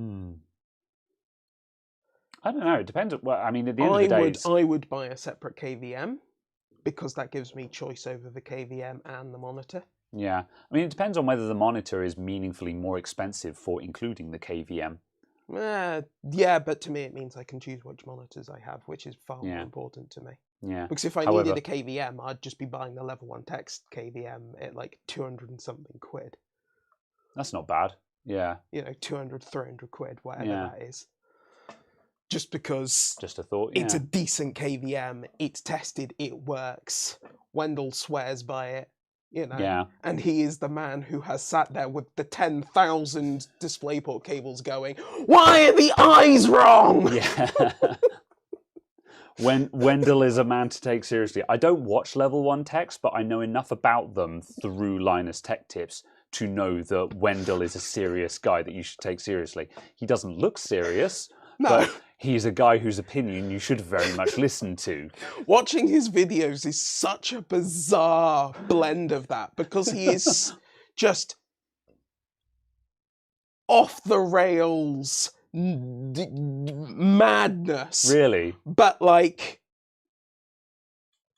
in that full on, I have tested every configuration. Yeah. I have been through the 65,884 permutations of the ICQs. Yeah. I know them all. I was there when they were written. See, the only thing I know about Wendell is when LTT feature him in a video and they just do the cutaway gag of him leaning around going, hi, you know. Or when he appeared on Gamers Nexus most recently and they summoned him using a server rack. That's amazing. With the special Wendell button. Fair enough. Let's see. It's been nearly 3 hours. No one's appreciated the Caradog is back in a shirt and looking much better for it. I guess, yeah. I was wearing a shirt last week. Yeah. There is casual Caradog. There is casual dog, and office dog. I don't know. I'm not following through on that. That joke's not landing. I'm not going to follow through with it. But yeah, if you're afraid of Antec, buy MG Chemicals instead. Great flux. Yeah, it's going to depend on what you can find in your country. That is always the issue. But yeah. Anyway. Very good. I think that's everything in chat. Yeah. I was trying to read what Arnold had said and I misread it several times to not understand it. I was like, there is a soft that uses hot Elgato auto switch via LAN. And I was like, I don't know what those words mean. I'm assuming it means a software KVM that can auto switch via LAN. Yeah, there was just the fact I kept reading it as Elgato. And I was like, soft Elgatos? What? Are these a form of ice cream? I wouldn't put it past Elgato to make a KVM switch for switching between your stream PC and your God, I thought gaming you were about to say PC. I wouldn't put it past them to make ice cream. Streamer ice cream! With caffeine! RGB! RGB ice cream. Yeah, Napoleon. Wait, Neapolitan. Is Neapolitan ice cream RGB? No! There's no green. It's brown, cream, and pink. I mean, brown is just dark orange. We're still no closer to the colours that we need, but... Elgato Gelato is the perfect April Fool's. I've enjoyed this conversation in English. That was a noise, yeah. Yes. Thank you for Is it tuning in, over? everyone. We'll be back next week with something else. Absolutely. I don't know what, but it will be something, and it might be entertaining. Who knows? You roll the dice every time you tune in. That's the game. Thank you all. We'll see you next time. That's the wrong one. You're the wrong one. Next video. Probably. Next video, I don't know. I'm probably going to do the hacking anon stuff. No, I want to do a repair for the next video because the VR video bombed. Well, I kind of expected it to because it was an off-brand video. But now and then, like I said at the beginning of that video, now and then I do personal projects and document them. That was me going at the time. I'm expecting this video to bomb, but this is a video that I want to make for me, so I don't care. It bombed, so I need to put out a banger for the next video. So I need to find something to fix, and like reviews are not like bad videos, but they're slow burners. So I need to find something to fix and actually do a banger video for the next one, and then I'll do the Andon Star video. So so yeah, I don't know when it will be. So yeah, we'll see. We'll see. How well do you think a retro gaming pub would do in the 2020s? Depends where you do it. You need to be in a city, basically, to have the audience. But yeah. Anyways, how'd the voltage injection video do? You know what? I don't know. I can't check at the moment because I'm on Adamant IT2. It did okay, I believe. Like it didn't top the charts where I was. Part of me had a dream that it would be a #1, because when you publish a video, the YouTube homepage will show you your latest video, and it will show you a rank out of the last 10 videos you've done, how well the video is performing in terms of views over time. And it was like a 4 kind of thing. Yeah. For the first 8 days, 5 hours, its ranking is 4th for views. Yeah, and that's fine, basically. Your watch time is significantly higher than average on that video. That's pretty good. Yeah. Like, because also, like, it was a 40-minute video, I think. Yeah. Yeah. Unfortunately, the watch time is 15 minutes. That people got short attention spans, not surprising. However, yeah, most of my recent videos have been around about the half an hour mark. So it was slightly longer, but it wasn't abnormally long. So having a high watch time, because like if you put out a 1 hour video, the watch time on it is probably going to be high because it's a long video. So yeah, the voltage injection video did fine, but also that's all it needed to do. The VR video has bombed, but also I kind of expected it to. However, in recompense for that, I have to actually put out a banger this week. So yeah, so we'll see. Apparently your #1 video is the problem with main rail shorts on gaming laptops. Yeah. That one had the clickbait title. Yeah. It's not doing so well on the watch time. No. But because, it's still nearly 50% watch time. Yeah, I think it's not doing well on the watch time because 5 minutes into the video I say this is a dead CPU and this is going nowhere. And then I spend the rest of the video explaining why the CPU is dead. So that immediately is going to separate out the people who actually want to learn from the people who are just looking for a fix. Both are valid, don't get me wrong. You know, if you just want to watch me fix something, that's fine. However, that video was a here's why your CPU is dead, which is less entertaining than I managed to fix this gaming laptop. So yeah. When you watch at 2x speed, does it still count as the full watch time? It counts as the percentage of the video. So the speed you watch at is not relevant to how much it counts. It is how much it counts it in percentage. So if you watched if you watched 10 minutes at 2x speed, let's say you watched at 2x speed for 5 minutes, you watched 10 minutes of the video. That's how that would have been calculated. Yeah. So yeah. I'm pleased to see it, but also, oh no. Yeah.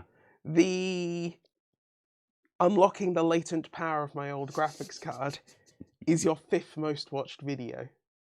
What, of all time? No, right now. Oh, okay. Right, yeah, right now, yeah. Your 10 most recent videos, it is number 5. Clickbait works, and I hate it. I hate it so much. The third best one is the Adamant IT shop tour. Yeah, people love shop tours. I expected that to be a high performer. Yeah. I'm sad it is not as high as I was hoping for, but it's also, I'm pleased it's doing reasonably well. Yeah. Yeah. I don't know. Maybe it was too late. Maybe it took too long to come out. But yes, now we need a tool tour. Yeah, I've got to start working on that. I keep telling people that I'm working on that, and I'm actually not. So yeah. Soren just had a gaming laptop, no repair, with a bad MOSFET and dead CPU. I spotted that, and I was kind of like, and I saw the thumbnail and the title for that video, and I was like, good, I'm not the only one, kind of thing. So yeah. Good. Maybe took too long. A year late. Listen, Teltac. Look. Anyway, so I've enjoyed this conversation in English.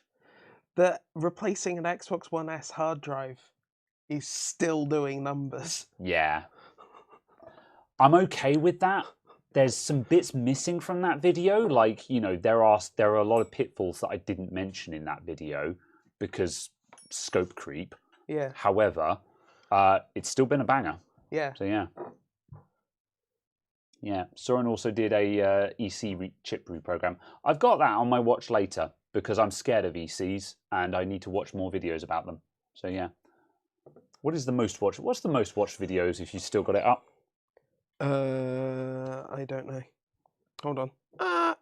Lifetime. Board Repair Basics 10. Which was the title of that one? See description. Oh, no. Oh, that's privated, that video. Is that privated? I don't know. It should be. Because that's the old voltage injection video. Oh, yeah. The views have very much just done that, so I'm hoping. Yeah. Yeah, that's the old voltage injection. That was then it's the replacing the Xbox One hard drive. The Board Repair Basics 10. That was the old voltage injection video that snowballed the channel, and I privated it because it has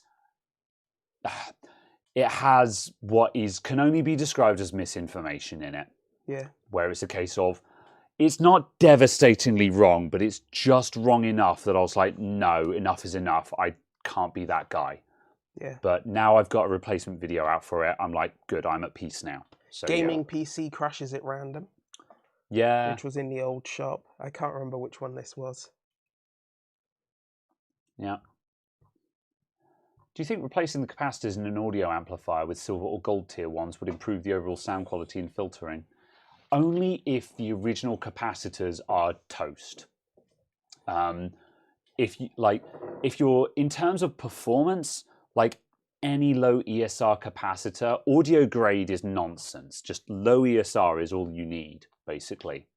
But to put things in perspective, a lot of people will say, here I've got, let's say I've got an old amplifier and I'm going to replace all the capacitors with these super fancy capacitors. And they do that and it sounds better. And it's like, yeah, that's because you put brand new capacitors in it. It's not because the capacitors were audiophile capacitors.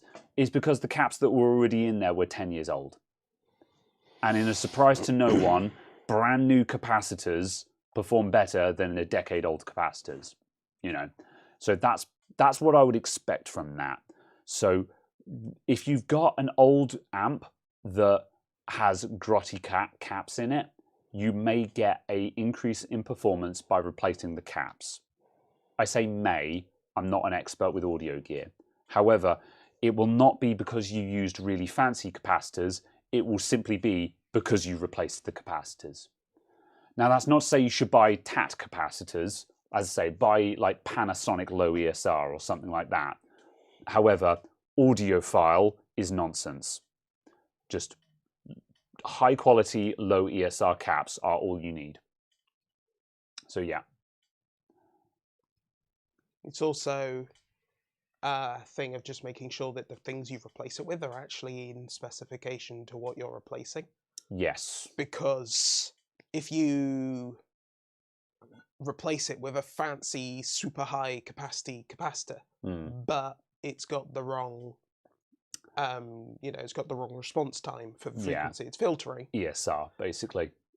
It's going to make it worse because it's actually no longer performing its job, even though it's dramatically better in specification than the thing it replaced. Yeah, that's why I say low ESR, because that's basically the bit that you want to watch out for there. Because whenever you see a capacitor... Or, of course, the fact if you replace it with a 2.5 volt one and it's a 12 volt line. Yeah.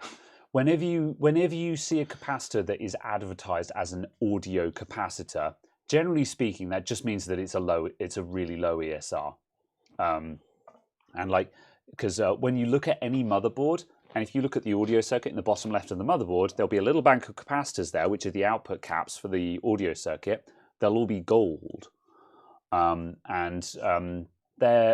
are audio capacitors, but gold basically just means the low ESR. That's all that means. So yeah. I don't know why, but I was just suddenly randomly reminded of the audiophile switch. Bit, God, yeah, the LTT did. Oh, yeah. I like it that they're doing those videos now and they're taking the things apart, and they're not like super au fait with the electronics side, but they look at it enough to say this is what this component should be doing, and this is why this is going to have no impact on your audio quality, kind of thing. You know, they're going like, look, they've just bodged in this capacitor. Like, one of them had like these big old capacitors on it that were on really long jumper leads. Jumper leads are really bad for ESR. But they're also just going to be really noisy as well, aren't they? Well, the capacitor was really high quality. It was some fancy pants. Like, the capacitor was great, don't get me wrong. Oh yeah, but the jumper wires are going to be noisy in and of themselves as well. If you put a really high-grade capacitor on enormous jumper cables across your PCB, it's not going to have good ESR anymore. That kills the ESR, you know. So, whatever. Let's see. If the Wi-Fi tracker video bombed, then people don't have a soul. Yeah, it was a bit off-topic, but like I say, I deliberately do off-topic stuff now and then to avoid pigeonholing myself. I like to remind the audience at large that I don't do one type of video. I do a mixture of stuff. So yeah, I get to do personal projects now and then, but I didn't expect it to be a high. I have to admit, it has performed lower than I expected. Ironically, I have lost 5 subscribers entirely due to that video. When you go to the analytics, it is a -5 subscribers. 5 people saw that video and was like, I can't bear this guy anymore, and unsubscribed from the channel. That was how badly it bombed. And to put things in, when I say bombed, I mean it is below half the views that a normal video would get in the time frame. Yeah. So it really bombed. However, like I say, I do this now and then because it means that I can afford to do that now and then. So yeah. Oh no! What? Is it even worse now? It's now 6. Oh no! 6 people have unsubscribed because they couldn't bear the thought of seeing a furry avatar in VR chat. That's how much they were offended. So yeah. They're perturbed by the unusual angle of your legs. Yes. You were demonstrating sitting down. Oh, I said this somewhere else, but while I was in editing and I was watching the bit You where said it as a reply to me. yeah, that's right. And while I was editing, I was like, why did I lay down at that angle? I could have just sat on a chair or something, and that would have been exactly the same demonstration. But no, instead I decided to wave my legs to demonstrate that the avatar could lay back. So yeah. Draw me like one of your French girls. If you can't handle me at my worst, you don't deserve me at my best. I've enjoyed this conversation in English. Indeed. Good. Thank you. Does Graham is a furry? Yes. And on that note, it's time to end. Thank you, everyone. We'll be back next week with something else. Thanks for tuning in. Thank you for the super chats, and thank you for being here. Civlap said I've rather enjoyed the VR vid. For anyone who did enjoy my latest video, thanks. I appreciate it. Share it in the VR communities. Yeah. Yeah, definitely. Go do that. Yeah, the Slime VR people liked it anyway. They were just like, this is cool, thanks. So yeah. All right, I'm going. Goodbye, everyone. Bye. End stream. Goodbye. Toodaloo. Cheerio. Bye.